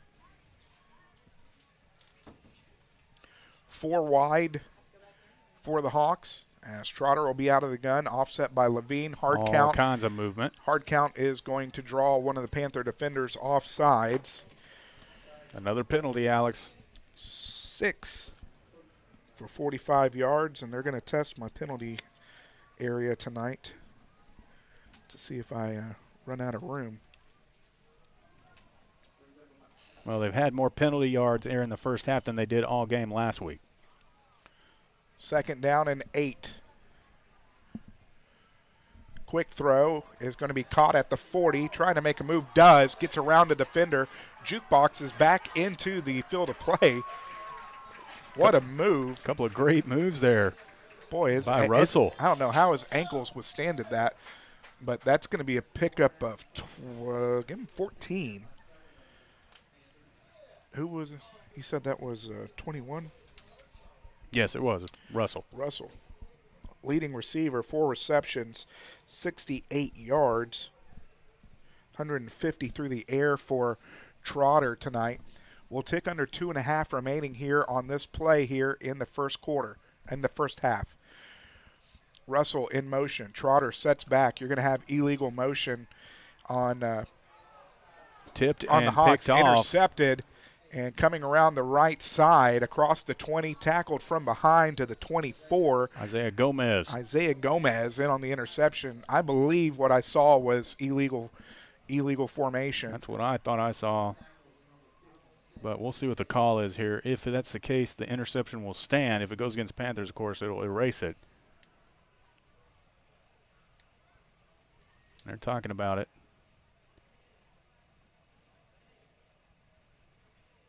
They are on the Panther side, so that's generally a good.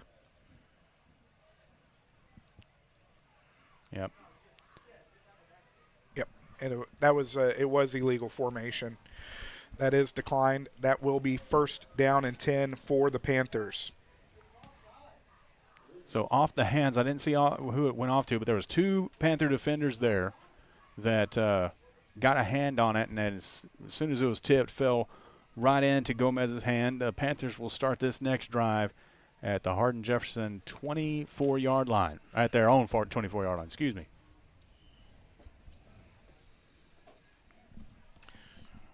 All right, 24-18 left here in the first half.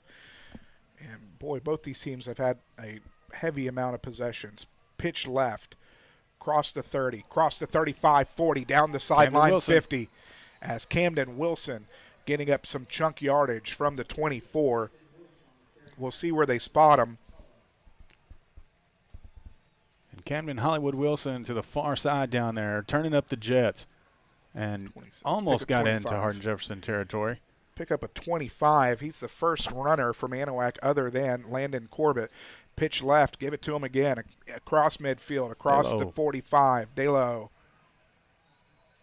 He's going to pick up 7. Chunk yardage now coming from the Panthers as we'll tick under 2 minutes remaining here in the first half. So the Panthers getting some other running backs in the mix here. First Wilson, now DeLo.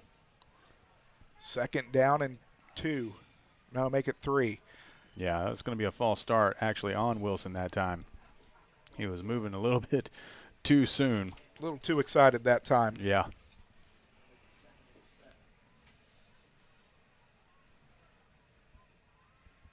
Second or so. So second down and 8. $1:43 remaining here in the first half. The bands have been ready to play for roughly 25 minutes. That they have. Out there just getting soaked. From the 48 of the Hawks. It's barrier out of the gun, too wide. Looking left, fakes left. Now is having to run. Has a little bit of room up the middle. He's going to get to the 45. That's going to be a pickup of 3. We'll bring up third down and 4. You know, kind of scary there as barrier was, he was going to have to cut it back up the middle. And, the blue jerseys of the Hawks were surrounding him and it looked like they were going to hit him hard. He's got to learn how to slide there, I think. Third down, pitch right. It's going to go to DeLo. DeLo trying to fight his way forward. He's going to pick up 2. And they're only going to give him 1. Looked like he got a little bit more forward progress. We'll bring up fourth down and 2. Clock continuing to run. We're approaching 30 seconds now remaining in the first half. The Panthers will have to run a play as the play clock is around 27 seconds now. Fourth down and 2. We'll see if the Panthers just air it out for the end zone. They go 1 Bailey to the far side. They've got 2 backs. KJ Moore's out here to the near side. 10 seconds on the play clock, 12 seconds on the game clock. Barrier's going to come back under center. They will snap it. We're going to timeout. We're going to have Hardin-Jefferson's going to take a timeout with 6 seconds remaining in the half. At the half, we'll have audio of both bands playing. Well, maybe. Maybe. Oh, that's right. I had a hard time getting our crowd mic going earlier, and I had a plan on how we were going to get that to work, but never could. But we might open up a window here and stick one of our headsets out so everybody can hear the both bands perform at halftime. Otherwise, we will have scores from around the area and our first half stats here by Mr. Outram, as he's been keeping up with them for us. Rain continuing to fall. Keeping an eye out on some of these games on your ticker. Some of them not updating, still having trouble with the Texas high school football scoreboard. I think they're on to us. They might be. Nonetheless, watching the Hampshire Fournette at East Chambers game closely right now, Hampshire Fournette all over East Chambers 20-0. Kind of interesting there. Those two teams usually duking it out pretty well. Offense coming back on. Here we go, a little bit more spread here. You got trips to the near side, one to the far side. Barrier out of the gun, setting back, is being chased, looking to unload it. He does. It kind of puts it up there, knocked away, and that will be it. So the ball will fall harmlessly to the turf, and that will be the last play of the first half. As we invite you to stick around for the halftime show here from Hardin-Jefferson, presented by Texas Farm Bureau Insurance, Hillary Auto Agent. Your score, 25-10, Anahuac leading Hardin-Jefferson. Back after this on Anahuac Sports Live. Anahuac Sports Live is brought to you by Anahuac Florist, Anahuac National Bank, member FDIC, equal housing lender, Capital Farm Credit, Community Christian Fellowship Church, Chambers County Abstract Company, Coastal Field Services LLC, Four Corner Tires, the 30th Annual Texas Gator Fest, Jerry's Seafood, Julia Luna Real Estate, K-Max Services, Porter's Wild Game Processing and Alligator Farm, Rebecca Lynn Photography, Amber Villarreal, Insurance Agent with State Farm, Third Coast Martial Arts, Swanky Insurance Agency, Title Services Incorporated, Trinity Bay RV Park and Lodging, Turan Lawn Care, Hillary Auto, Insurance Agent with Texas Farm Bureau. Turn 2 Specialty. Anahuac Sports Live is brought to you by Anahuac Florist, Anahuac National Bank, member FDIC, equal housing lender, Capital Farm Credit, Community Christian Fellowship Church, Chambers County Abstract Company, Coastal Field Services LLC, Four Corner Tires, the 30th Annual Texas Gator Fest, Jerry's Seafood, Julia Luna Real Estate, K-Max Services, Porter's Wild Game Processing and Alligator Farm, Rebecca Lynn Photography, Amber Villarreal, Insurance Agent with State Farm, Third Coast Martial Arts, Swanky Insurance Agency, Title Services Incorporated,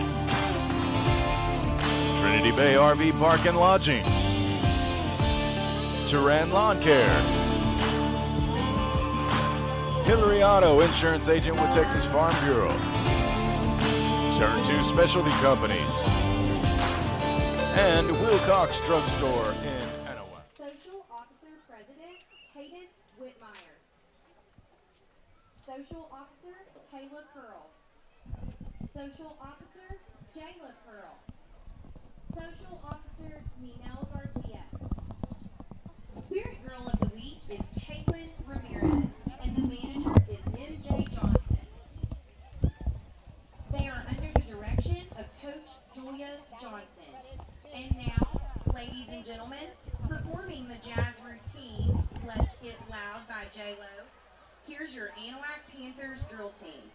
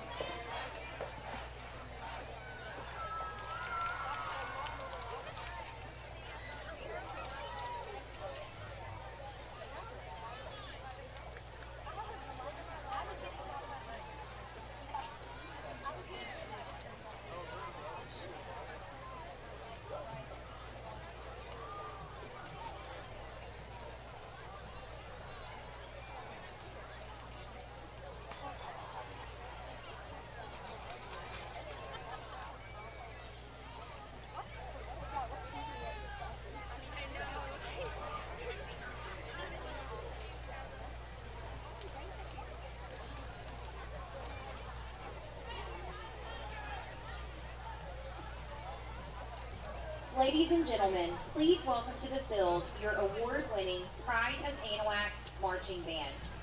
The band is under the field direction of drum majors Brielle Christensen, Pablo Salazar, and Keely Perez. Color guard is led by Captain Yvette Garcia and co-captain Savannah Desmo. Directors for the band are Mr. Cody Cunningham, Mr. Morgan Contreras, and Mr. Aaron Porter. And this week's Marcher of the Week is Dahlia Pescador. Tonight the band will be performing a portion of their UIL marching show, Immortal Beloved. Drum majors, you may begin when your band is ready.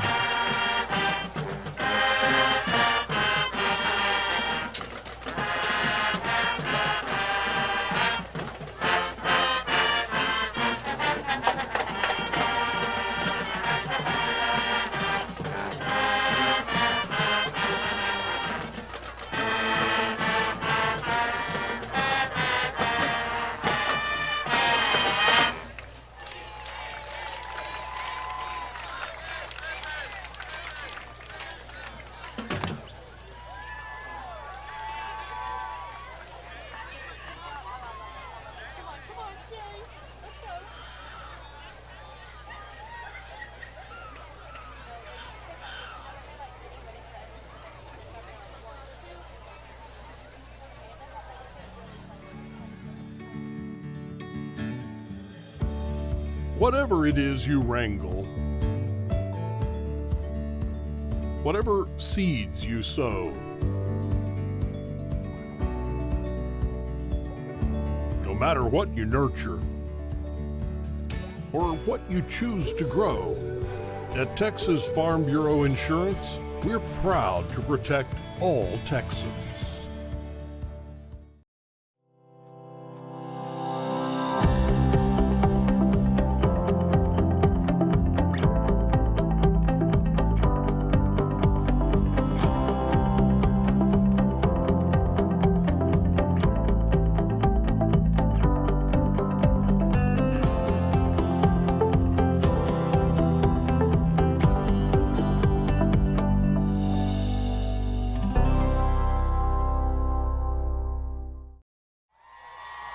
Color guard, twirlers, and starlets.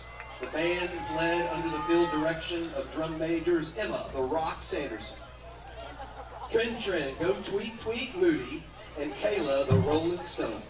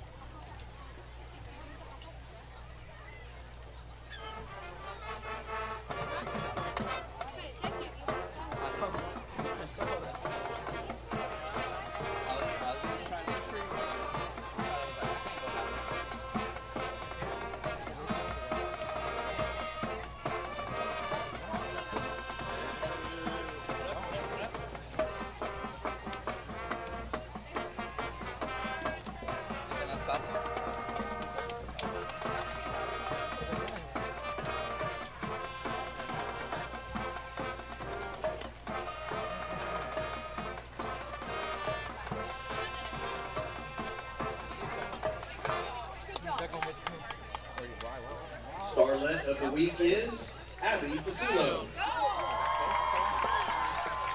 Social representatives are Katie Stone, Mary Grace Knowles, Justice Pippin, and Caitlin Turner. The 2022-23 Starlet officers are Second Lieutenant Clara Robertson, Second Lieutenant Skylar Riviere, Second Lieutenant Drew Bouillon, First Lieutenant Claire LeBlanc, and Captain Emery Callis. Twirlers for the Big Blue Machine are Layla Leventy, Kaylin Brown, Lauren Wilson, Audrey Moody, Addison Streeper, Kendall Maytap, Emma Sanderson, and Captain Trinity Moody. Last week's Twirler of the Week, Lauren Tiptoes Wilson. This week's Twirler of the Week is Addison Sweetheart Streeper. Color Guard members are Collian Gallier, Alexis Turner, Addison Camille, Jordan McGallion, Jaden McGallion, and Captain Cordelia Ackland. Color Guard member of the week is Jaden Red Hot McGallion. The Starlets, Twirlers, and Color Guard are performing their feature this week to Ricky Martin's Livin' La Vida Loca.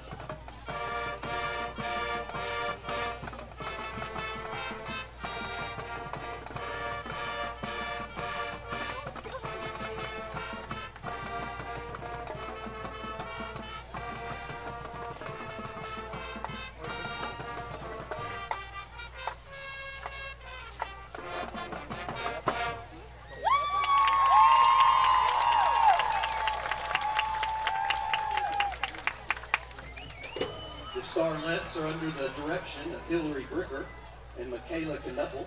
HJ Color Guard Director is Lauren Steppen. The Twirler Director is Tiffany Reddy.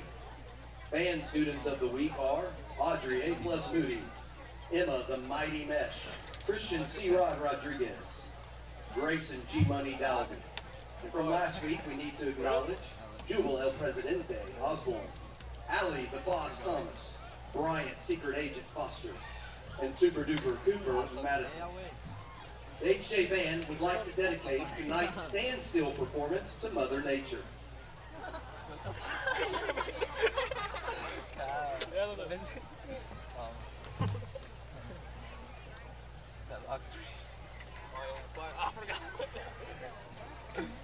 Anahuac Sports Live is brought to you by Anahuac Florists, Anahuac National Bank, member FDIC, equal housing lender, Capital Farm Credit,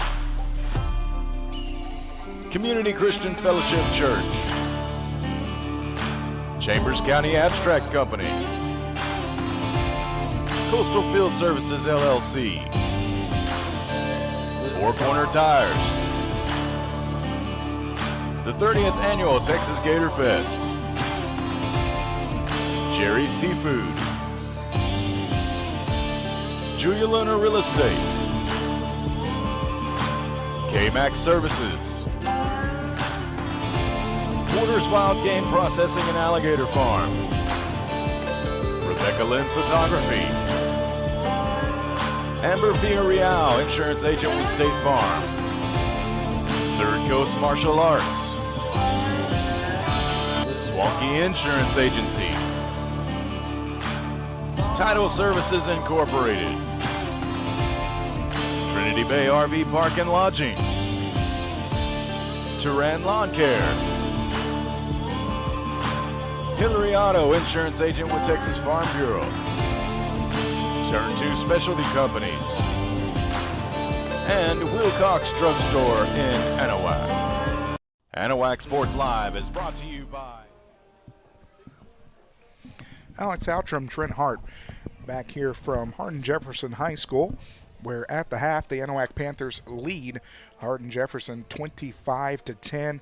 And looking over some of the first half stats, Hardin-Jefferson just could not get it going on the ground. Weston Vasquez, 4 rushes for negative 12 yards. Isaiah Melvo, 1 rush for negative 5 yards. Cretin had 2 rushes for 12, and Davion Levine had a rush for negative 3 yards. As for Logan Trotter, through the air, he's 8-12 for 150 yards even. He does have a touchdown, also a couple of fumbles, and an interception as well. Receiving, Rashard Sears has a couple receptions for 24 yards. It's Roderick Russell, 4 receptions, 68 yards. Jude Flores was on the receiving end of the touchdown. His lone reception for 18 did go for pay dirt. And Wyatt Samaya with his 1 reception for 40 yards. They had a couple of penalties for 10 yards.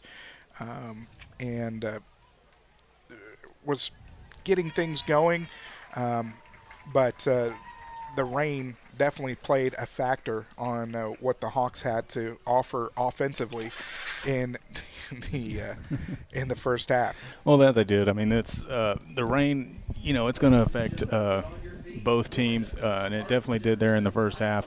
Both teams just having trouble just holding on to the football.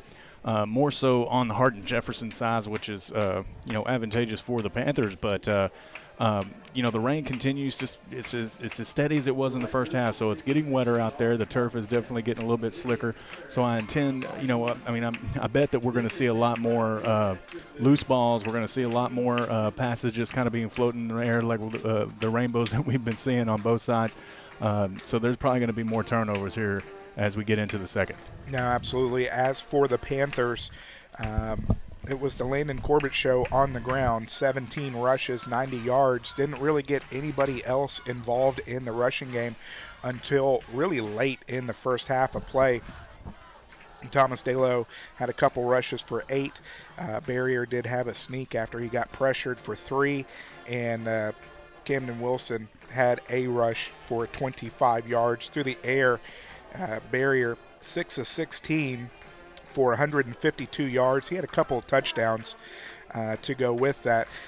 Boy, has he just really thrown some beautiful balls, not only this game, but the previous game as well. 2 of those touches going to Quandre Coates. He has 3 receptions for 41 yards. Landon Corbett has 2 receptions for 45. It's Robert Bailey, 4 receptions for 49, and Talon Cunningham with a reception for 19 yards. Only real negative for the Panthers been the bugaboo, the penalty bugaboo. 7 penalties, 50 yards for the Panthers in the first half, with yellow hankies falling to the ground. And of course, we'd be remiss if we didn't mention the dual unsportsmanlike conducts that resulted in the ejection of a player from each side of the teams. But, Trent really, as for what head coach Neese wanted to do, he wanted to come out, obviously throw the ball some more, get the running game going, and on both sides of the football, it's worked out pretty well. And it has so far. I mean, the Panther offense has been able to pretty much move the football at will. They've had some good passes. You mentioned the 3 receptions to Coates, two for a touchdown. You've got, them not spreading the football, through the air like we saw last week, which in turn has brought Landon Corbett back into the football game. They've been able to run the football pretty well, getting chunk yardage. But not only Landon, we saw Camden Wilson get a couple of touches in the first half, as well as Thomas Dello. And I expect them to keep it more on the ground this second half. I mean, you've got the league. You want to control the clock. You want to run out as much as you can to come out here with a W. But really, you look at how well the offense played, and the defense may have played that much better. That's right. The defensive front and the secondary has been making all sorts of plays behind the line of scrimmage, around the line of scrimmage. You have the interception from Isaiah Gomez. You had the die sack where Bailey recovered. You had the scoop and score from Presley Mouton, and just numerous pressures on Trotter, who has not been comfortable in the pocket, and then also the running backs already getting pressured in the backfield, making them bobble and put the ball on the turf, as to where it was 3 straight possessions of turnovers and 4 out of the last 5 possessions that ended in turnovers in the first half for the Hawks. Well, that's super impressive. I mean, when you talk about this Panther defense, we weren't quite saying that last week. They were able to maintain last week, but this week, getting into the backfield often.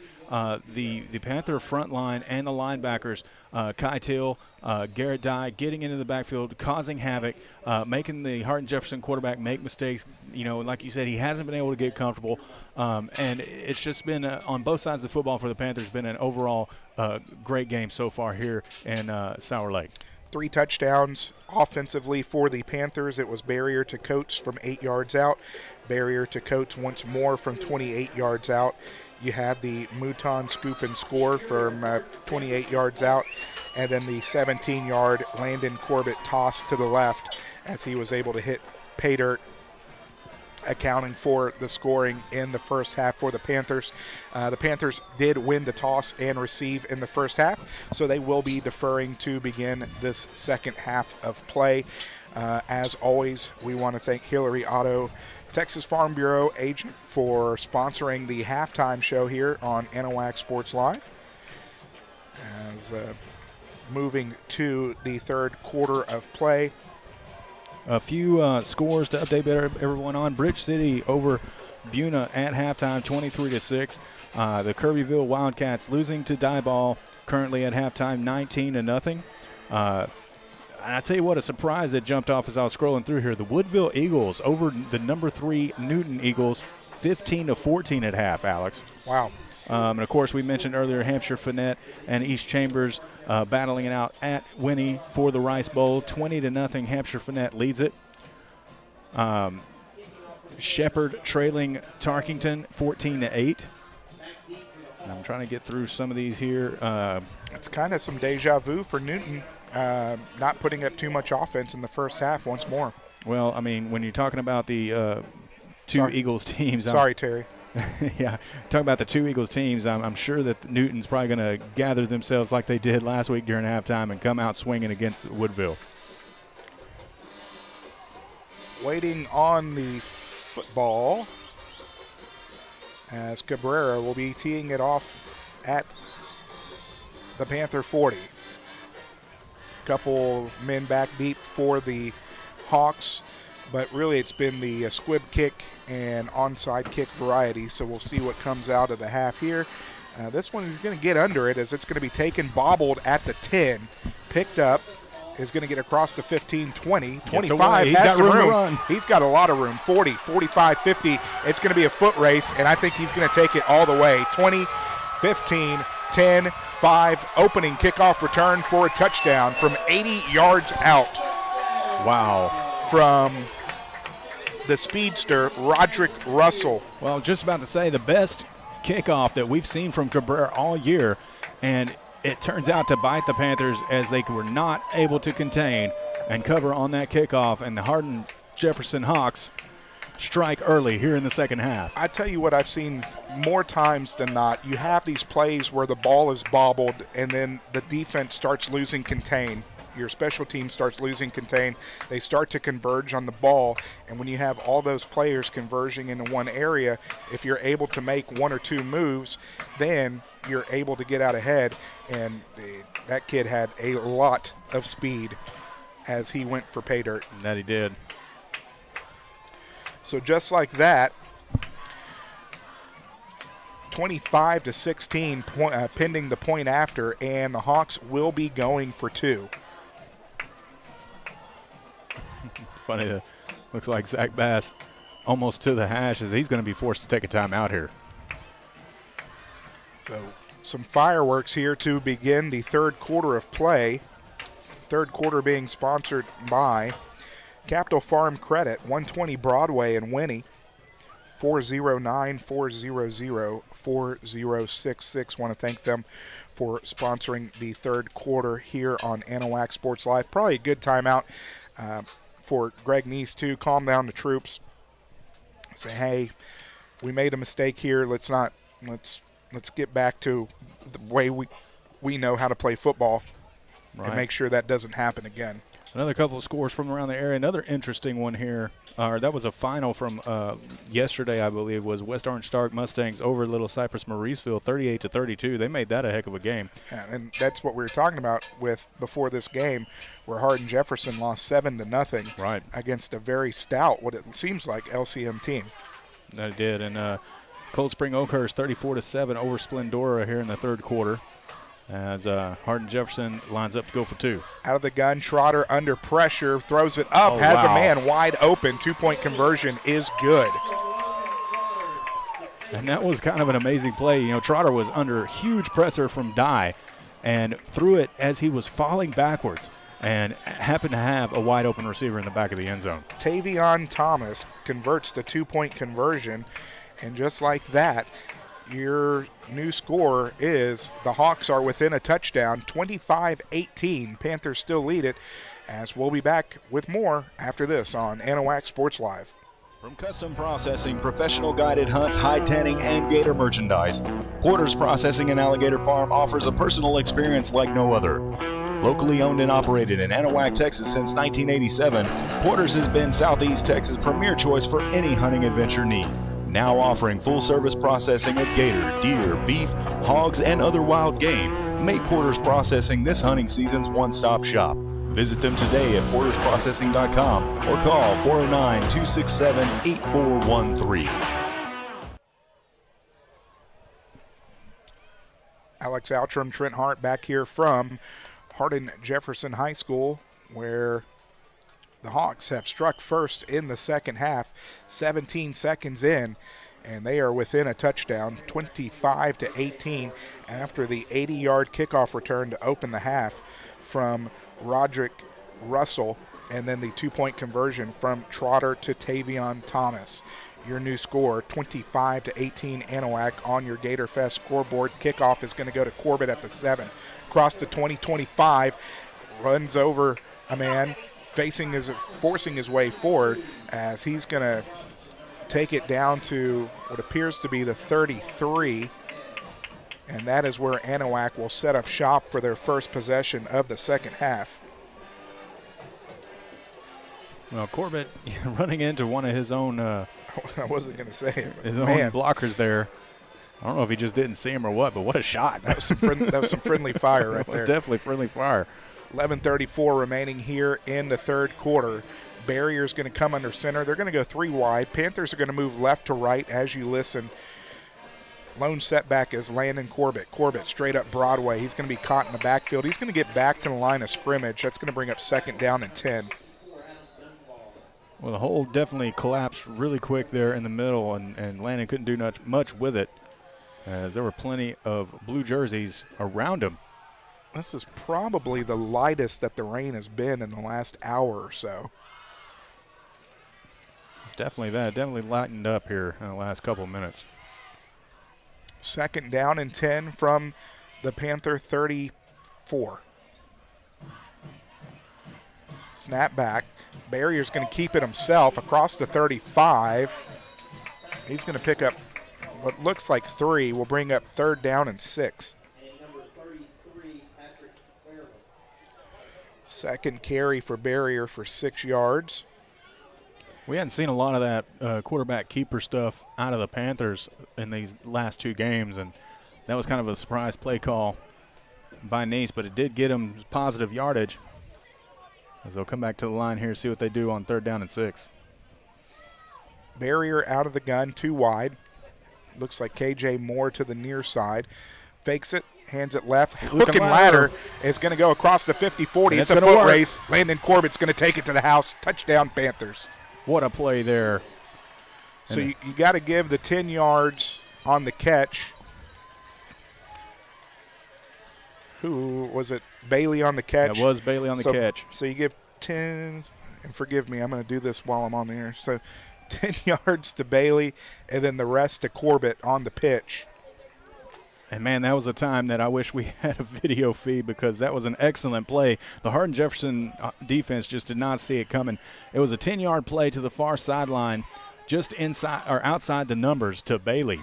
And Bailey hooked and lateraled it to Corbett, who was coming up from behind him, and Corbett was able to scamper all the way down that far sideline to punch it in for 6. PAT is through and true. So with 10:09 remaining here in the third quarter, it's been fireworks to start the second half. Touchdowns from both squads make the score 32-18 Anahuac, as we'll be back after this on Anahuac Sports Live. Building a new home? Does your driveway need that long overdue facelift? Or are you just looking to finally get your lot cleared and ready to build something great? Look no further and trust the locally owned and operated professionals at Title Services Incorporated. No need to hire multiple contractors. Title Services does all phases of residential and commercial land clearing, house pads, ponds, dirt and rock delivery, and demolition. Call for a free estimate, 409-267-1057, or visit them on Facebook at Title Services, Inc.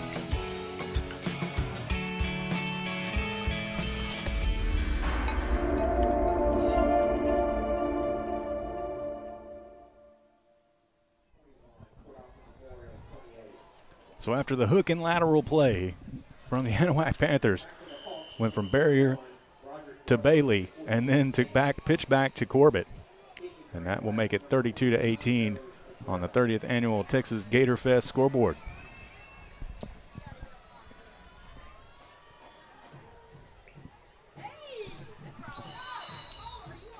Short kick, fielded at the 30. I'm still trying to get my bearings. No, it's all right. So, I mean, it was fielded by, see if I can get my Hardin. That was number 9, Travis Cretin. I'm probably saying his name wrong. I apologize. But he slipped on the turf, as it is a little bit wet down there. And they will down it, and they will start their next drive at their own 29. So 10:08.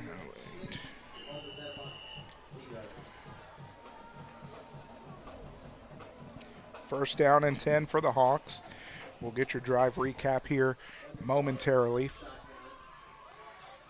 Trotter out of the gun, quick throw right side is going to be contained, pushed out of bounds after about a pickup of 1. It's going to go to Sears. We'll bring up second down and 9. So as we have it, 4 plays, $1.25 off the clock. It was a 65-yard hook and ladder where Barrier threw it to Bailey.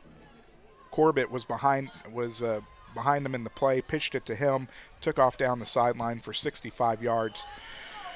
Hard count is going to, it looks like the hard count drew the Hawks off. We'll see what the call is. But the point after was good from Cabrera, as that made the score 32-18 on your 30th annual Texas Gator Fest scoreboard. I was mistaken. Wow. They did get the defense offsides. That is 8 penalties for 55 yards. As I now have no more boxes for penalties, so we're going to have to go penalty-free the rest of the half. Highly unlikely. Second and 3 from the Hawks 36. Trotter is out of the gun. Going to go 4 wide, trips to the near side. Rolling left, has a man, is going to be caught at the 46 and gang tackled there. And it's going to be plenty for the first down as Melvo makes the catch for 12. His first catch of the evening moves the chains. First down Hawks to their own 47-yard line. First down and 10. I'll tell you what, this Hardin-Jefferson Hawk team just does not want to go away. 2 receivers to each side. Trotter out of the gun. He's got 1 running back offset to his right. I cannot see the number. It is Crittenden.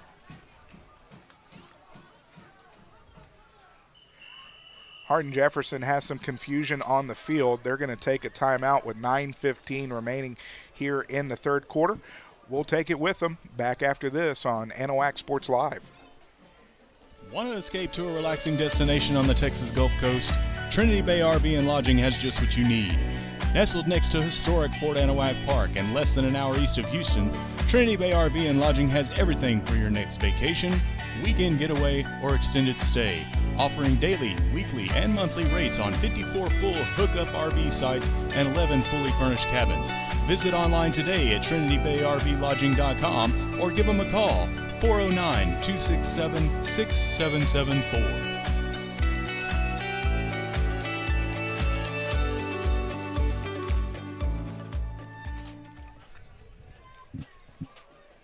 Alex Outram, Trent Hart back here from Hardin-Jefferson High School. First down and 10 after the Hawks took a timeout. We have movement on the field again. I'm not going to try to take a guess on this one. No, but, Hardin-Jefferson, they do a really good job at that hard count and drawing defense off sides. And it's happened. It's happening again. That was encroachment on the defense once more, as it'll tack on to the penalty yardage for the Panthers. But no, Trotter, he definitely gets this front line of the Panthers to jump off more times than not here. So into Panther territory. First down and 5. Trotter out of the gun. We have seen the defensive line be pretty aggressive as they've been able to get back into the backfield of the Hawks. Snap back, looks left, has a man, is going to be almost intercepted as Landon Corbett mad at himself that he wasn't able to haul that one in. Pass was intended for Rochard Sears from Trotter. Going to bring up second down and 5 from the Panther 48.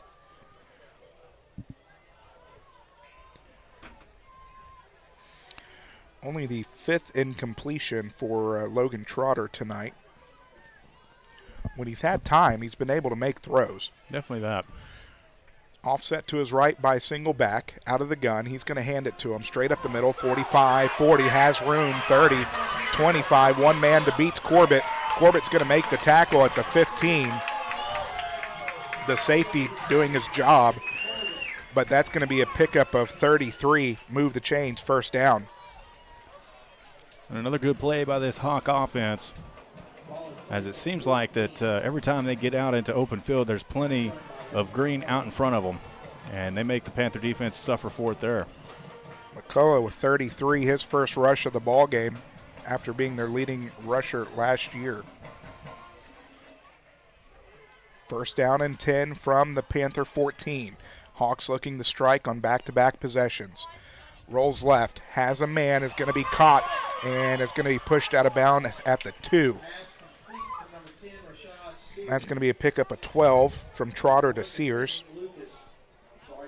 162 yards through the air for Trotter.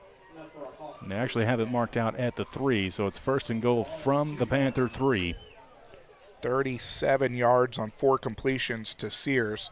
Trotter out of the gun. On the near hash, you got 2 to the far side, 1 to the near side. Offset to his left by McCullough. Now he's going to move to his right. 15 seconds on the play clock. Trotter sends Sears in motion. Rolls right, looking right, under pressure, going to get the ball away and intercepted. Just not a good decision Plenty there. of room to run. He's still on his feet. Makes a move 30. It's going to be a foot race once more. 40, 35, 30. He's going to try to make some moves at the 5. Is going to get corralled at the 2. Lost the football as he was going out of bounds, but they're going to catch him down at the 1. Who Wow. was that on the interception? I didn't see the number. I want to say it's Henneke. No, it's 27. So that was 27. Tyler Kelly on the interception and the run back. Was it 54? No, 9. Oh, number 9?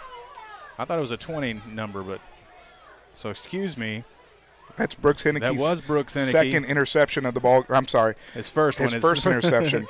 The one that he caught earlier did not, it got erased. That is true. He wanted his interception back. So he takes it 99 yards. Wow, technically he really took it to about, he caught it in the end zone, so he probably took it back over 100 yards to the Hardin-Jefferson 1-yard line. Under center's barrier, lone setback, puts the ball on the turf. There's a scrum. Yeah, that's what I was talking about in the pregame show about taking care of the football under center. Looks like it was recovered by the Panthers, as there was no gain. Second down and goal from the Hawk 2. Pitch left. Corbett is going to follow his blockers into the end zone. Touchdown. Second touchdown of the ball game for Landon Corbett. His 19th rush for 92 yards extends the lead 38-18 pending the point after. And that just has to be a dagger to Hardin-Jefferson, looking to go into the end zone to bring it within 7. And just like that, down almost 3 scores. Right. I mean, that'll take the wind out of your sails really quick when you're close to, you're in your own, when you're pressing, you're knocking on the door. Throw an interception in the end zone to have it ran back all the way to your own 2-yard line. Kick is up. It is good. Here's a shocker. There's a flag down. And there is a flag on the field. Looks like it's going to go against the Hawks. It's going to be declined, and the extra point is going to count. So that will make your new score 39-18 as the Panthers extend the lead. Back after this on Anahuac Sports Live. Since 1948, Wilcox Drugstore has been the Anahuac area's most experienced and trusted pharmacy. Continuing its long-lasting reputation for personal attention to all your medical needs, Wilcox Drugstore offers counsel, refills, transfers, compounding, flu shots, and delivery. Visit pharmacist Dave Wilcox and his experienced staff today at 1208 Miller Street in Anahuac or call 409-267-6141. Wilcox Drugstore, delivering solutions, delivering confidence.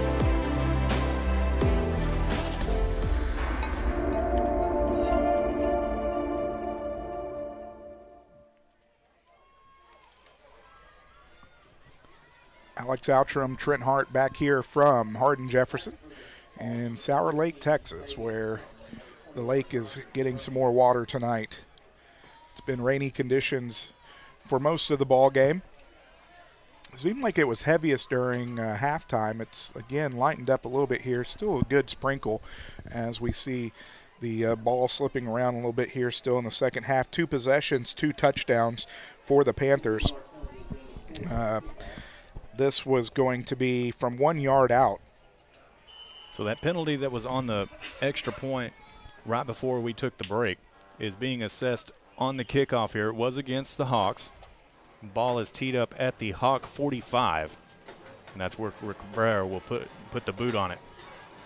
So Cabrera set to kick off here with 7:25 remaining in the third quarter. He's going to put it on the turf. It's going to roll around, and it will come to rest at the 25.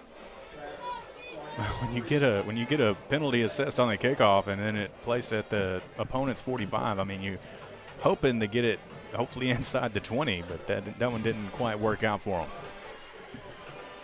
So it was 2 plays, took 19 seconds. After losing a yard, Landon Corbett punched it in from 2 yards out. The point after was good from Cabrera, extending the lead 39-18 on your 30th annual Texas Gator Fest scoreboard. And now the Hawks are going to have to put some points on the board.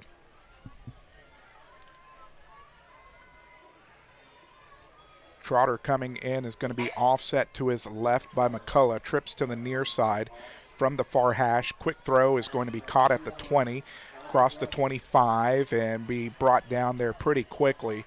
Only going to be a pickup of 1. Brooks Henneke and Kai Till keeping that play from going further. Only a gain of 2. Second down and 8. So give him 2. 5 catches, 70 yards for Roderick Russell.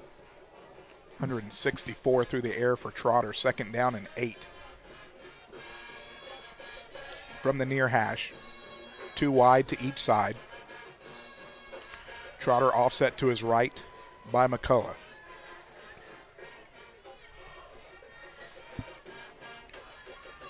Snap back under all sorts of duress. Got it away. Pass is going to be caught 5 yards behind the line of scrimmage. Or, look farther. No, it was. Caught 6 yards behind the line of scrimmage. He's going to lose 4, and that's going to bring up third down and long. Trying to see where the line judge gave him the placement. And it was a loss.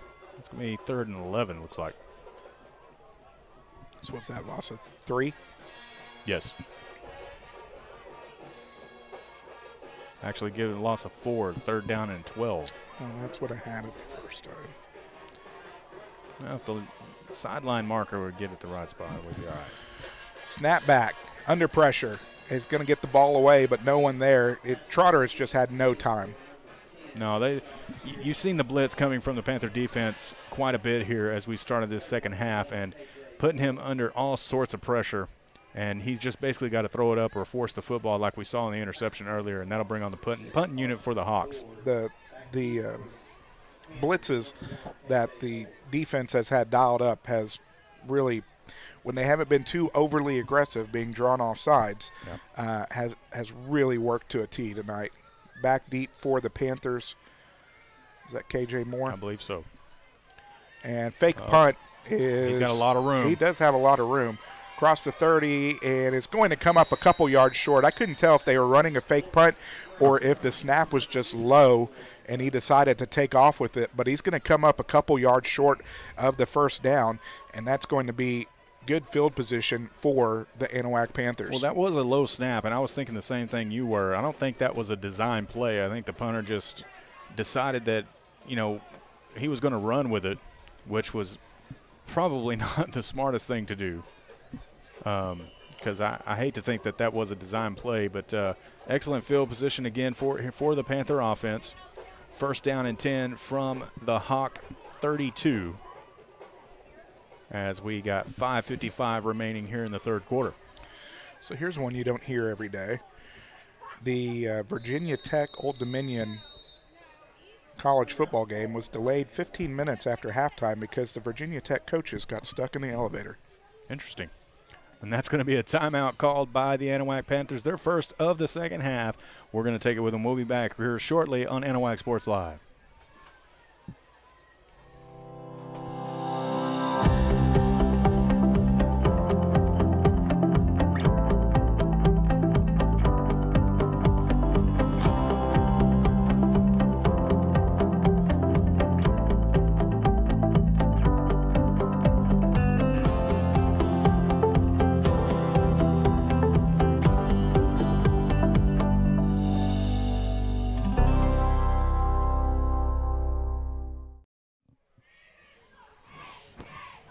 back here from Hardin-Jefferson. First down and 10 from the Panthers from the Hawks' 32-yard line. Out of the gun is Barrier. Fakes the handoff, looking downfield, has a man. It's Bailey. It's caught at the 20. He's going to get forward to about the 15. We'll see where they give him they're going to say the 16. So that's a pickup of 16. Move the chains, first down. Well, the Anahuac Panthers not taking their foot off the gas here as Barrier hit Robert Bailey going over the middle for another chunk yardage play. 233 yards through the air for Barrier. Handoff right side, Corbett across the 10. Stiff arming across the 5 is going to get pushed out of bounds inside the 5. Should be a pickup of 12. They're going to give him the 4. Oh, they're going to say the 5. How I thought he went out around the 3. It's unbelievable. The far judge had it, and the near judge moved back. Right. Out of the gun is Barrier. Floats it up for Coates. Coates is going to be wide open, not even tested from 5 yards out. Touchdown, Quandre Coates, his 3rd touchdown of the ball game. And talk about it. That was kind of a weird play there, too, as he did throw it up to Coates in the far corner of the end zone, and the defender just basically gave up on that play. Either way, the Panthers will take it. Who's this coming on to tack on looks like number 3. Hector Sierra is coming on to attempt the point after this time, as this one is going to be no good. Hooked it left. So with 5:17 remaining here in the 3rd quarter, your new score, Anahuac leading Hardin-Jefferson 44-18, as we'll be back after this on Anahuac Sports Live.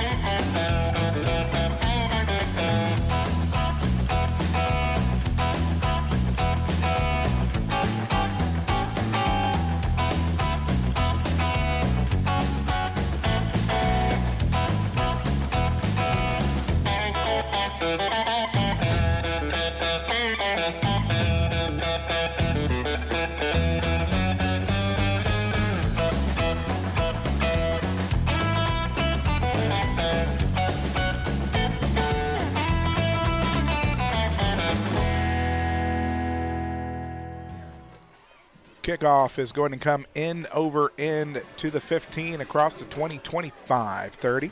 And is going to be met there at the 35, as that's where Hardin-Jefferson will set up for their next possession here in the 3rd quarter.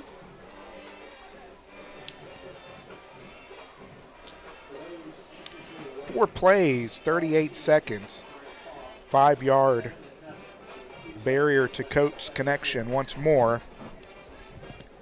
Point after was no good, but the Panthers still lead 44-18 on your 30th annual Texas Gator Fest scoreboard. Talked about it in the pregame show, Trent. Barrier to Coates has been a very solid connection through the first 2 games of the year, as Trotter, quick throw to the left, is going to be incomplete. Well, it has. You know, I mean, you're talking about a freshman and a sophomore, and you got to get excited about what they're going to be able to do in the future and even this season. I mean, tonight, Quandre, is that 2 or 3 touchdowns for Coates? 3. So, I mean, 3 touchdowns to Coates tonight. It's very impressive. Let's see. It was 39-18. Shouldn't it be 45-18? That's what I've got. Okay. I said 44 because I looked at the scoreboard. So 45-18. Handoff is going to go straight up the gut, 40-50 into Panther territory, down to the 45. Good rush there as a pickup of 20 from Creighton. That's his third carry for 32 yards.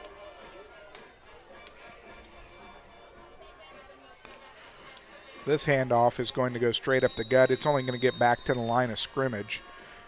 Coming in on the tackle, Presley Mouton.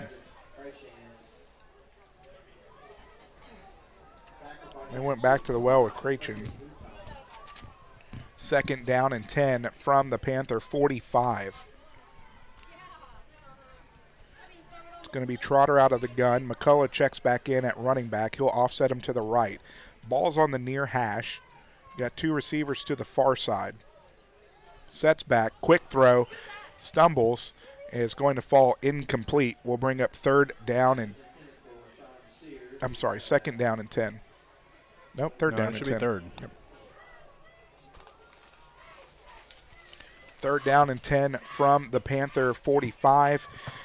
On the plus side of the field, you got to be looking at 4-down territory for the Hawks right now. Trotter out of the gun, looking to the sideline. Has a wide receiver laying on the ground now. Well, maybe I am messed up here. I thought it was 39-18 before the score. And now,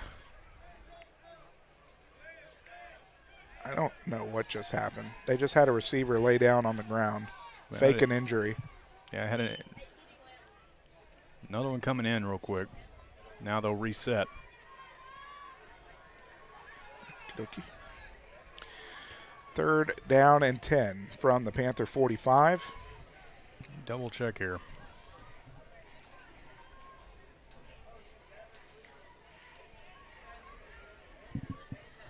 Play clock down to 12. Sends a man in motion under pressure and gets away somehow, and it's going to be intercepted.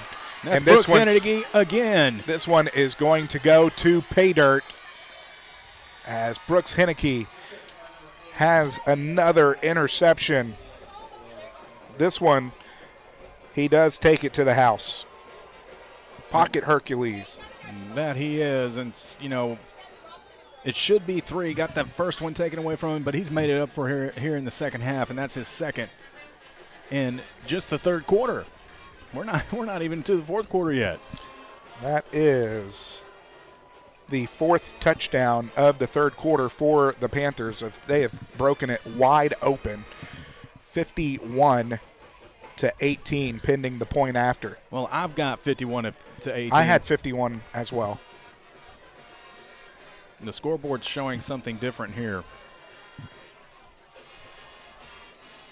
And I mean, there is the possibility that I clicked the extra point when it wasn't supposed to be, but I don't know about that. I feel like they missed it at the end of the half down here. I know we've had 2 extra points made. The rest have not made. Nonetheless, that would be 24. Double check on Texas high school football here, maybe.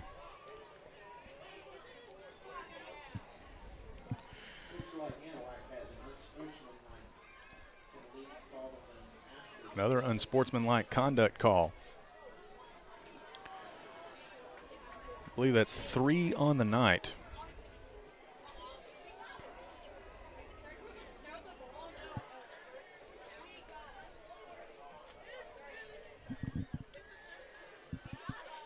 So, I mean, in the maybe I'm wrong here, Alex, but I'm showing they're showing it here too. So I'm going to go ahead and update it per everyone else's resources, as the kick is no good once again for the Panthers. So with 3:45 remaining here in the third quarter, we're going to say it's 50-18. Say it's 50-18, as we'll be back with more coverage after this on Anahuac Sports Live. Maybe.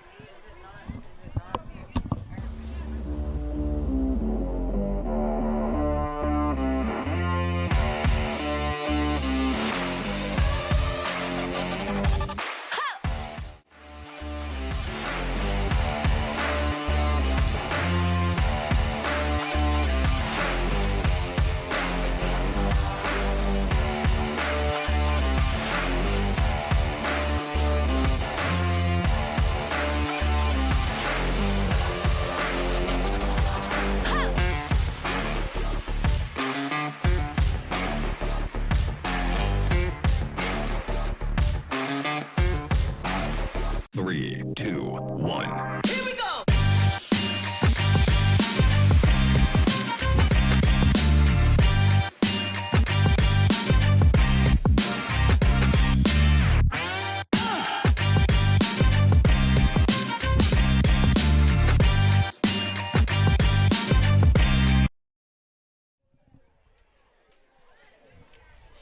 Back here from Hardin-Jefferson High School, where the Panthers have extended their lead 50-18 after a Brooks Henneke pick 6. And we did confirm the score. It is 50-18. So we apologize for that miscue. Unsportsmanlike conduct penalty enforced on the kickoff. God, they'll be teeing it up at the 25.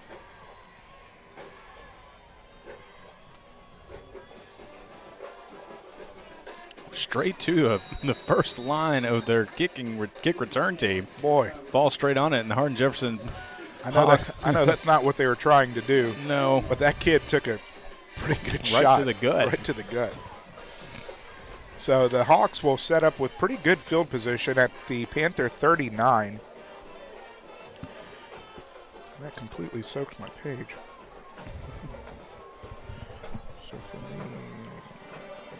So in the third quarter, that seems like it's lasting an eternity. We've still got 3:43 remaining.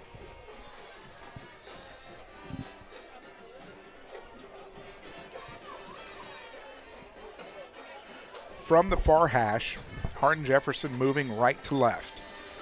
They're going to have two receivers to the near side.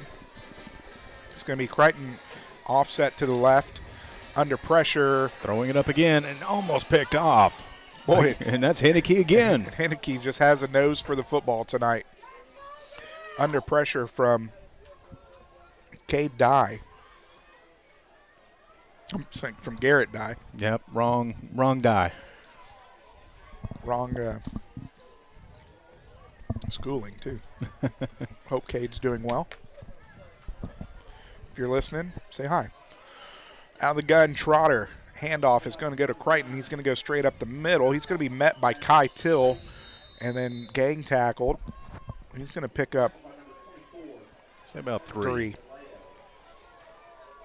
And Delao also in on the action. I want to remind everybody that you can still get in our giveaway. We're going to give away 4 rally towels this week once again. And all you have to do is like and share the YouTube link on our Facebook page. Be sure to go to our Facebook page and share it from there so we can keep a running tab on who is sharing and who is liking. A lot of movement up front. I'm surprised a flag didn't come out, but I think the refs are kind of letting things go at this point. Third down and long, under pressure. Ball is going to be incomplete. Intended receiver was Rochard Sears. Could not connect there. 4th down and 7. Well, with the Hardin-Jefferson being at the Anahuac 37, they're definitely going to go for it here and trailing like they are. So the offense will remain on the field.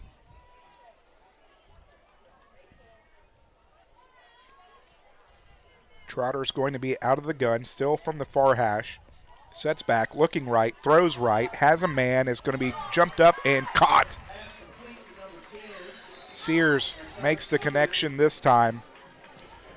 So from the Panther 37 down to the 11, a pickup at 26. Move the chains inside the red zone.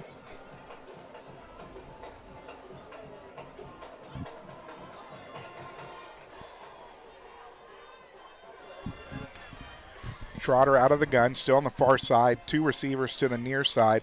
He's going to hand it off to McCullough. McCullough breaks a tackle, but he's going to get gang tackled. He's going to get back to the line of scrimmage, but that's going to bring up 2nd down and 10.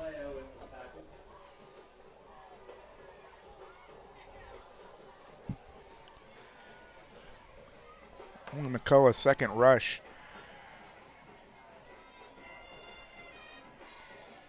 I'm going to say he lost a yard. Yeah, no, he's back at the original line of scrimmage. Okay. So 2nd down and 10 from the Panther 12.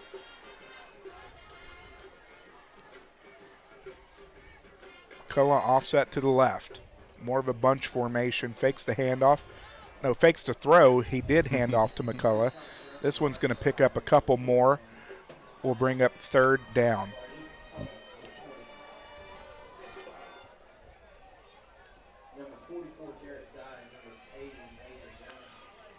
Dye and Major Jones in on the stop. Well, that was a good fake by Hardin-Jefferson. Faked us out here. I thought he was faking the handoff as well, but he actually did, and then faked a throw. Third down and long. Well, they didn't even give him one on that, so it's third down and 10. We'll tick under a minute remaining here in the third quarter. 6 seconds left on the game on the play clock. Fakes left, goes right, looking for his man in position and perfectly played. Major Jones, the sophomore, in on the stop as he knocks it away. Really well played there by Jones. Yeah, it was. He covered him well that time for sure. And you know, we haven't on that side of the field, we haven't seen that a whole lot. I mean, they've been able to break some big plays over there on the side of Sears, and we've called Sears' number out quite a bit. But 4th and 10 now. From the Panther 12, Trotter out of the gun, rolling left, under pressure, has nowhere to go. And he's sacked, and that is Brooks Henneke on the sack, Alex. Brooks Henneke making a push in the second half to be the player of the game. That he is. Making his presence felt as the Panther offense will come back onto the field. I believe that's the third drive of the evening that the Hawks have gotten deep into Panther territory and not been able to come away with anything. And looking at the score, you can tell that's a big story of tonight's ball game.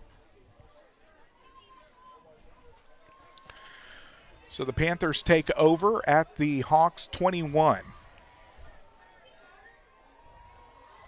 I'm sorry, at their own 21. Pitch right. That's Della O. Della O kept on. No, it's not. Well, yeah, it is. It's hard to see those numbers sometimes. That was Della O for a gain of 7.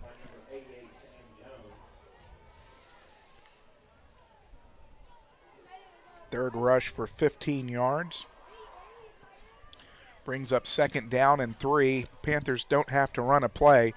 In fact, they are not. So we will head to the fourth quarter of play with Anahuac leading 50-18. We invite you to join us for the fourth and final quarter, as we'll be back with more after this on Anahuac Sports Live. Coastal Field Services, Southeast Texas' go-to company for right-of-way mowing, land clearing, site preparation, industrial commercial herbicide application, and industrial commercial site ground maintenance. No matter what your property maintenance or clearing needs are, you can rely on the professionals at Coastal Field Services. For more information, call 832-900-9800 and visit them at coastalfieldservicesllc.com.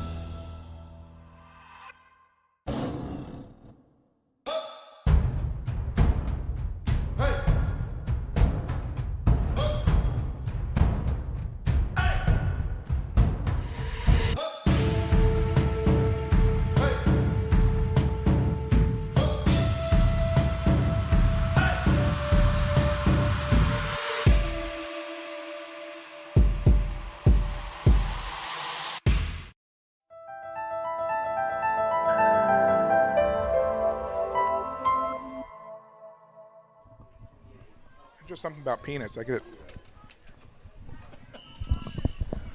Alex Outram, Trent Hart back here from Hardin-Jefferson High School.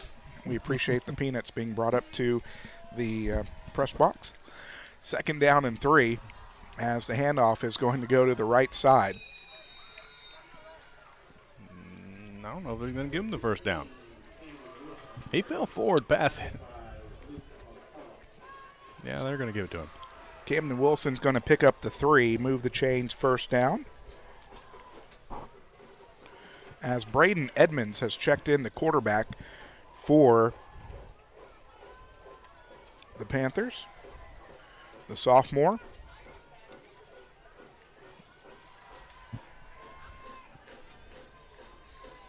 bound and determined to make some website from our interactions on here. First down and 10 from the Panther 31-yard line. Edmonds will come under center. Deep back is Wilson. Pitch right is going to be met in the backfield. Trying to fight his way forward, is going to be caught back, though. It's going to be a loss of 1.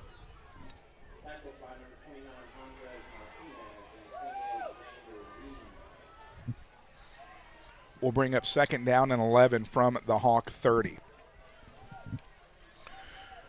Probably going to expect some ground and pound here in the fourth quarter. Run some time off the clock.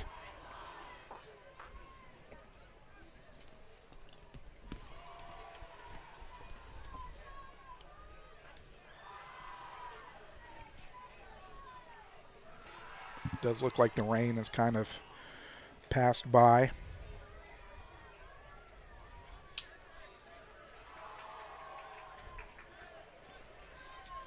Two backs.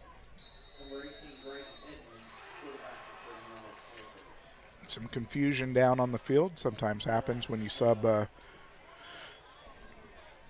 quarterback in. It's going to be timeout for the Panthers. Want to thank Jerry Seafood Incorporated, 136 County Dock Road in Smith Point, 409-355-2243. Make sure you check out Jerry's for all your seafood needs. Want to thank them for sponsoring the fourth quarter here with Anahuac Sports Live. And, man, I tell you what, Trent, whatever changes went on in the Anahuac dressing room at halftime have really come out and stood out. The defense, I don't know if I've seen them play better since we started doing this. Now, they really have. I mean, they've stepped up the blitzing packages and gotten into the backfield, put that quarterback under pressure as the handoff is given to Dela again. And he gets just past the original line of scrimmage. And we got more extracurricular. That one shouldn't be on Anahuac this time. Now, the white hat's pointing at him. I'm not entirely sure, as tempers have flared a few times here tonight. So there's going to be another unsportsmanlike, as the refs warn both sides again. But as we were saying, the Anahuac Panther defense has definitely stepped up here in the second half and played a lot better. And it seems like that they've worked on that this week, knowing the offense that they were going to be facing. Not to mention this week, but also next week with New Waverly coming into Anahuac. No, but the unsportsmanlike's going against Hardin. So that's going to be a 15-yard penalty from the 31. So move it up to the 46. That's a first down. You know, it's really unfortunate that we've gotten these unsportsmanlikes. I mean, you hate to see it. You know, you never want to, but it has happened a few times, and we all understand that, you know, playing a very heavy contact sport like football, tempers can flare at times. And as coaches, you've just got to remind your players, you know, to keep their cool and keep pressing forward, which for the most part they have. It's just been a few down there that have not been able to control their emotions. But nonetheless, we're getting close here as the clock is just over 10 minutes left here in the ballgame. So from the Panther 48, pistol formation. Deep back is Wilson. Wilson breaks a tackle. He's going to do everything he can just to get back to the line of scrimmage. That's going to bring up second down and 10.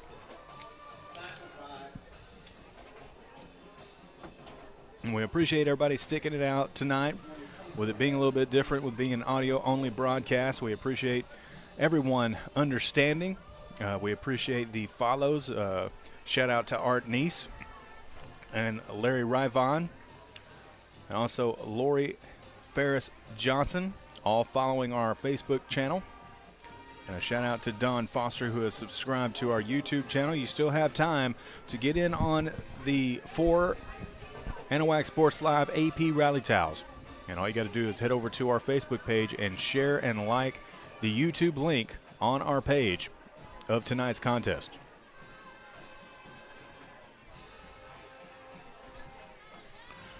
Handoff is going to go right side to Wilson. Wilson across the 45.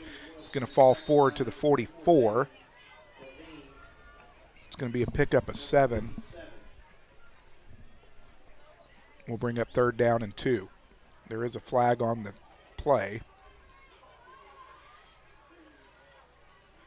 Looks like it's going to go against the Panthers. They're marching them back. Holding is the preliminary call on the Panthers. Will cost them 10 yards. We'll see where they mark it off from, if it was from the line of scrimmage. It was.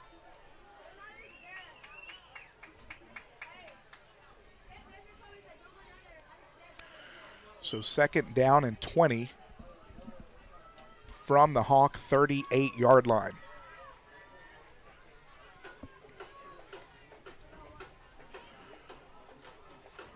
Play clock down to 12. Game clock at 8:20 and counting. Edmonds will be under center. One receiver to each side. Lone back is Wilson. Pitch right. Wilson across the 40, across the 45. Getting close back to the original line of scrimmage. It's going to be a pickup of 10. Will be 3rd down and 10. 37 yards rushing on 5 carries for Camden Wilson. Well, good rush there by Camden Wilson, the sophomore. Getting in some playing time here in the 4th quarter, as he was able to get it back to the original line of scrimmage. And that was a very narrow hole that opened up there in the middle. He was lucky to even see it. Some good burst there, able to get through it. We've seen some good bursts from Landon Corbett tonight, Brooks Henneke.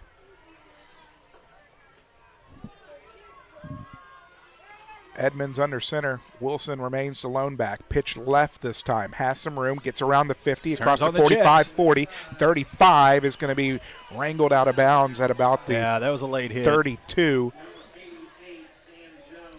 So that's a pickup of 20. Move the chains. 1st down. And they're going to get Hardin-Jefferson for the late hit, as Wilson was going out of bounds. As of right now, they're at the 31 of the Hawks. And they're talking it over. Yep. Personal foul against the Hawks is the call.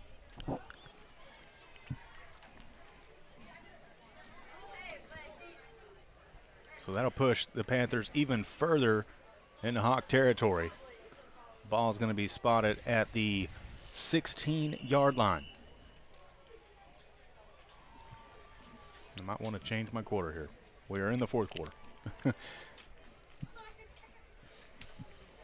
From the near hash, Anahuac moving right to left. Edmonds under center. Camden Wilson, the lone back, gets the pitch right side, finding his way forward. He's going to pick up more good yardage there. Give him a pickup of 5. 2nd down and 5. So another 5 yards there. As I think Wilson wants a touchdown at the varsity level. is what I'm saying. 7 rushes, 62 yards now for Camden Wilson. We'll tick under 6.5 remaining here in the ball game. Panthers definitely eating up the clock on this drive. Yeah, at this point, if you're the Panthers and the Hawks, you want to get out of here with nobody getting hurt. You know, get on to next week and see what you can work on in practice this week. Yep. Edmonds under center from the far hash. 2 backs.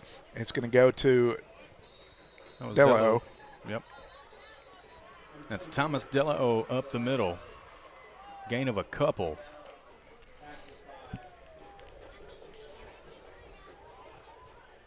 Yep, they're going to give him 2. We'll bring up 3rd down and 3.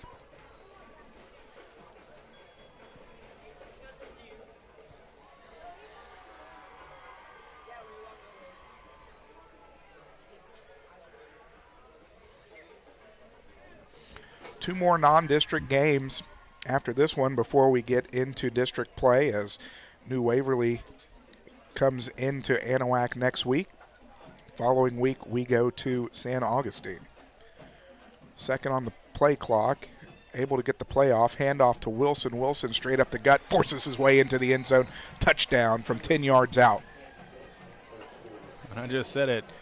Camden Hollywood Wilson looking for the end zone, and he finally finds it at the varsity level.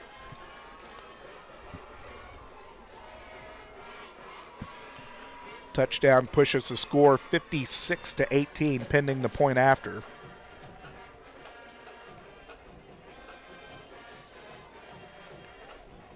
Fifth touchdown of the second half for the Panthers.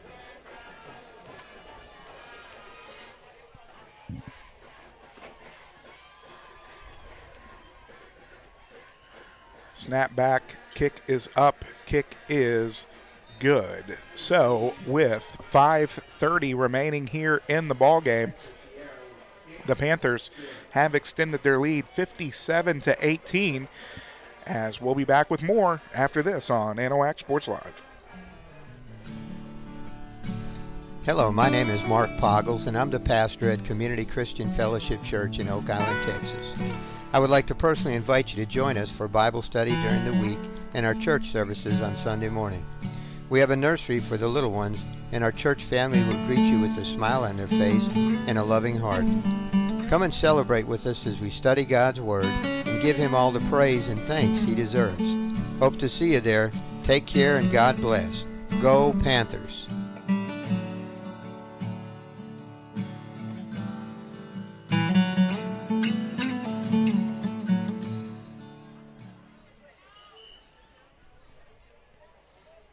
Alex Outram, Trent Hart back here in the fourth quarter where the Panthers have extended their lead 57-18. I want to shout out Afton Moore, Riley Maddox, Pedro Diaz, Lupita Mendoza, Julie Mouton, Amy Levins, Ronnie Williams all getting in on this week's giveaway. Still time left, about 5.5 minutes left in the ball game. If you want to get in on our giveaway, be sure to go over to our Facebook page. Just give us a like and a share on the link for tonight's video. That is the YouTube link on our Anahuac Sports Live Facebook page. Give it a like, give it a share, and you'll be automatically entered to win one of this week's Anahuac Sports Live Rally Towels. And we will be back next week. We'll be going back to Anahuac, and we will be live. We will have video as the kick is away and fielded around the 20. Still on his feet, crossing the 30, 35, and pushed out of bounds finally at around the 38. And that kid is fast. Yeah, he is. He's shown, we talked about burst of speed earlier. It was Roderick Russell who had the 80-yard kickoff return to open the second half of explosive scoring. And, man, once he hits another gear, he can take off. 5:21 remaining here in the ball game. It is going to be Hardin-Jefferson setting up shop at their own 38-yard line.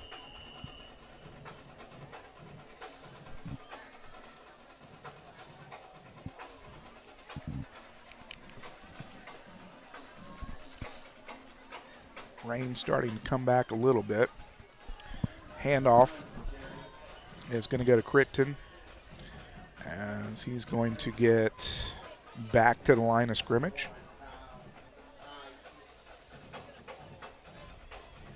Very surprised at the Hampshire Finette East Chambers Rice Bowl. Hampshire Finette currently leading 34-0. Flags flying all over the place. That's offsides on the Panthers.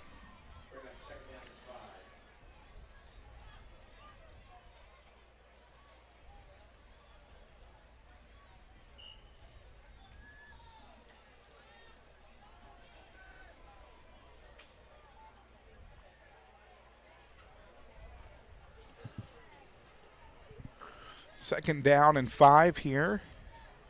Fakes the handoff. Quick throw is going to fall to the turf, incomplete. 22nd pass attempt for Logan Trotter this evening.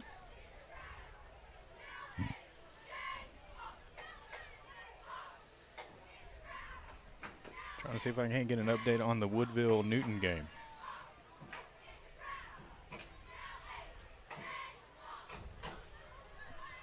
Third down and 5 with the clock stopped with 4:48 remaining in the ball game. Offsides once more. This is going to be a free play. Throws it up and is going to fall to the turf, but will be a first down after back-to-back offsides on the Panthers. So update from Woodville. Newton is up 22-15 with 10 and a half minutes left in the ball game. Still a close game.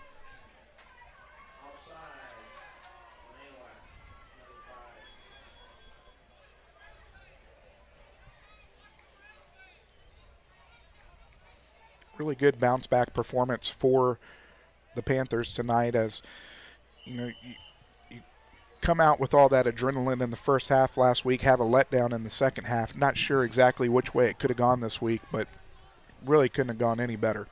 No, it couldn't have. I mean, you know, it was real easy to just lay down and just be like, oh, well, as the penetration in the backfield, the handoff, and a loss on the play. But, you know, the Anahuac Panthers really showed what they were made of, you know, coming in here against a 4A football team, a team that is hungry. You might have a new coach because they have a new kind of offensive scheme, but the Hardin-Jefferson Hawks really came in wanting to battle, and they have. They were keeping it close for the longest time until the wheels kind of came off with the turnovers. Back from the shotgun again. He's going to keep it himself. Trotter's going to get across the 50, out of bounds at about the 49 in Panther territory. We'll get back some of the yardage that was lost. Will be third down. They're going to give him the 48. About 3rd and 6, I think. That would be correct. 3rd down and 6, so pick up a 10.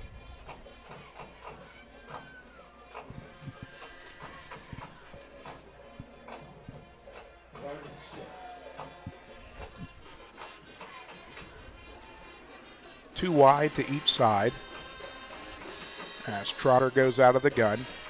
Low snap, quick throw, and the receiver was not looking for the football, so it's going to be 4th down and 6 in Panther territory.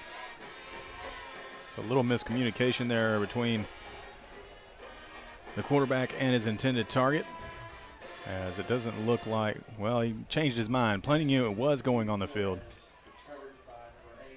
And they changed their mind. They're going to keep the offensive unit on. I want to thank Courtney Outram for tuning in to tonight's ball game.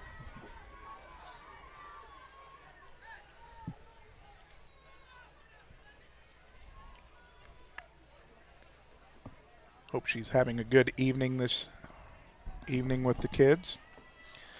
The play clock's down to 2, or the game clock's down to 2. That'll be Hardin's final timeout. We'll take it with them, as we'll be back after this on Anahuac Sports Live.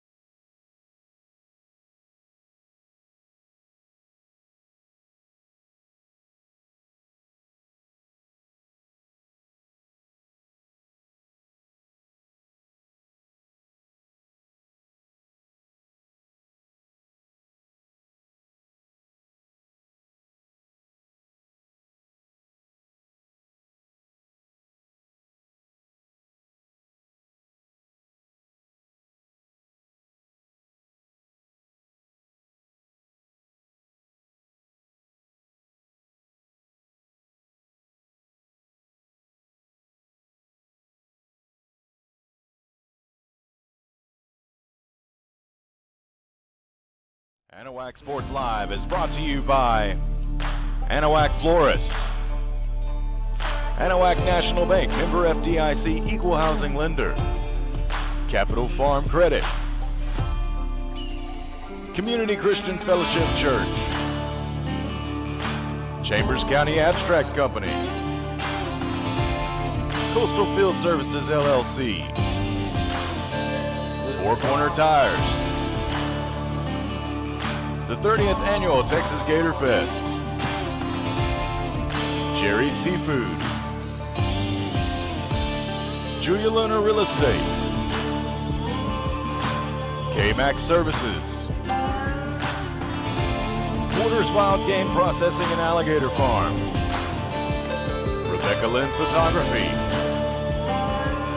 Amber Villarreal, Insurance Agent with State Farm, Third Coast Martial Arts, Swanky Insurance Agency, Title Services Incorporated,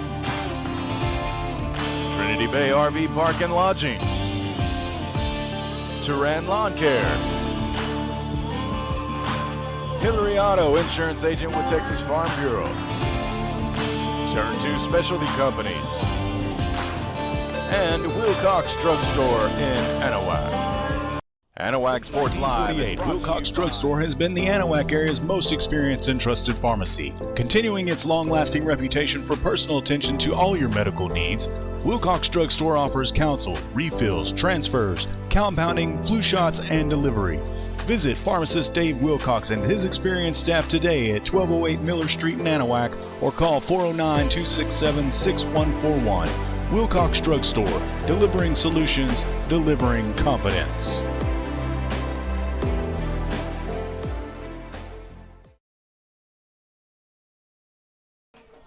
Welcome back to the Wilcox Drug Store post-game show as we have gone final from Hardin-Jefferson as the Anahuac Panthers have knocked off the Hardin-Jefferson Hawks 58 to, well, we took the scoreboard down. 50. It was 57-18. 57-18. And Trent, just an overall great performance, what you're looking for off of a loss. Well, it definitely was. And the Anahuac Panther defense came out in the second half and definitely shut down the passing attack, getting into the backfield like we were talking about earlier. And I think we were on mute for the final couple of minutes there in the fourth quarter, so I apologize about that. But, we talked about Brooks Henneke, the pocket Hercules, in the outstanding performance that he had tonight. The 2 interception, 1 return for a touchdown. The interception in the first quarter that was taken away from him. But however, he also got in the backfield for a sack. So I mean, he was just all over the field tonight. Got in on a lot of tackles. So it was just an outstanding performance by him and the Anahuac Panther defense as a whole. Like I mentioned earlier, getting Kai Till back and that leadership on the defensive side of the football probably means everything to the Anahuac Panthers. And you have a couple of injuries, but hopefully they can get them back for next week. But just bouncing back from what happened last week against Newton. There were a lot of good things that came out of the game last week, but they went back to the tape. They worked on it, on both sides, the offense and the defense, worked on things throughout this week, and it definitely showed here tonight. Absolutely. Looking at the Hawks side of the football, Weston Vasquez had 4 carries for negative 12 yards. Isaiah Melvo, a carry for negative 5. It was Crichton with 6 carries for 35 yards. Davion Levine, 2 carries for negative 8. McCullough had 3 carries for 35, and Trotter had 1 for 10. Logan Trotter, 12 of 22 for 191 yards and a touchdown through the air. When he had time, he was making good passes. The problem was he just didn't have too much time tonight. No, he didn't. And when the Panther defense was getting good penetration up front and getting to him, putting him under pressure, he was basically just throwing the ball up at that point. And when you start doing that or you start forcing it, the interceptions are going to happen, and that's exactly what we saw. And he's a young quarterback. He's going to learn from those mistakes, and I'm sure that the Hardin-Jefferson Hawks are going to go back and look at some of this and try to right the ship before they go on to their next week. But the Anahuac Panthers, like we said last week, there's a lot of hype and a lot of excitement about this team. It's probably it's the best team that you and I have seen since we started doing Anahuac Sports Live. I said it last week, and there's high expectations. We fully expect this team to go into the playoffs and even deep into the playoffs. And right now, from what we're seeing, there's no reason why they shouldn't. Receiving for the Hawks, Rochard Sears had 6 receptions for 59 yards. Roderick Russell had 5 receptions for 70. The lone touchdown for through the air for the Hawks went to Jude Flores from 18 yards out, and it was Wyatt Samaye with a reception for 40, Melvo with 1 reception for 12 as well. Looking at the Panthers, rushing, 20 rushes, 104 yards on the ground for Landon Corbett. He had 2 touchdowns. Thomas Delo, 8 rushes, 37 yards. Barrier had some rushes, 3 for 5 yards. Camden Wilson went 8 for 72 and a touchdown. Through the air, 13 of 19 for Barrier, as Brady Barrier, very efficient night through the air, 238 yards, 4 touchdowns, 3 of which going to Quandre Coates, as he had 4 receptions for 46 yards, 110 yards receiving for Landon Corbett. Robert Bailey with 75 yards receiving on 6 receptions. Cunningham with reception for 19 yards to wrap up the offensive side of the ball for the Panthers. And the Panthers are going to see another team like this next week in New Waverly, who's going to bring in their high-flying offense. So, what kind of scores do you have around the area? Well, I'm looking at this Newton and Woodville. Woodville has gone up on the Newton Eagles, 23 to 22. 4 minutes, a little less than 5 minutes left in the fourth quarter, according to the app here. So, I mean, that's huge for the Woodville Eagles if they can somehow squeeze out a win against the number 3 team in Division II. A couple other ones, Hardin Hornets. I don't think that game is quite updated, but they were leading Evadale 13-6. It has gone final in Winnie, Hampshire Finette, clobbering the East Chambers Buccaneers 41-0. And the Cleveland Tarkington Longhorns are trailing the Shepherd Pirates 16-14 with about 11 and a half remaining in the fourth. Outside of that, there's nothing really to elaborate on other than Bridge City beating Buna 23-12. But well, actually, I looked at that Orangefield Legacy game. It's tied 28-28. But anyway, that's pretty surprising. Yeah, right that is surprising because Orangefield, Anahuac, and East Chambers are fully expected to dominate this district, and it'll be interesting to see what's going to happen as we get closer to district play. But nonetheless, I mean, impressive what we saw from the Anahuac Panthers here tonight, Alex. I want to remind everybody that we are going to be back in action next Friday, where New Waverly comes to Anahuac. We will be having a live video feed. After that, they've got St. Augustine.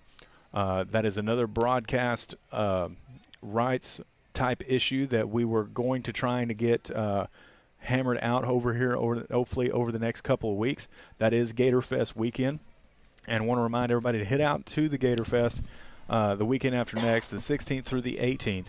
And you can get your tickets online. They have a great lineup of artists ready to go. Alex, you're going to be judging some barbecue, I think, right? I will be.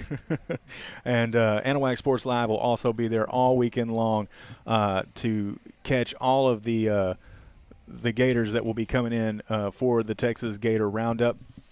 But aside from that, a great night of Friday Night Lights. And, Alex, anything closing that you want to add to that? No, 2 weeks down, and if you aren't excited about Anahuac Panther football yet, you definitely should be, because this is going to be a whole different show than what we've been used to. This team is solid on both sides of the football and should be leading to some great things. So Going to wrap things up here from Hardin-Jefferson as Alex Outram, speaking on behalf of my broadcast partner Trent Hart, reminding you of your final score. The Anahuac Panthers defeat the Hardin-Jefferson Hawks 57-18. Make sure to tune in next week. Stay safe. Have a good week.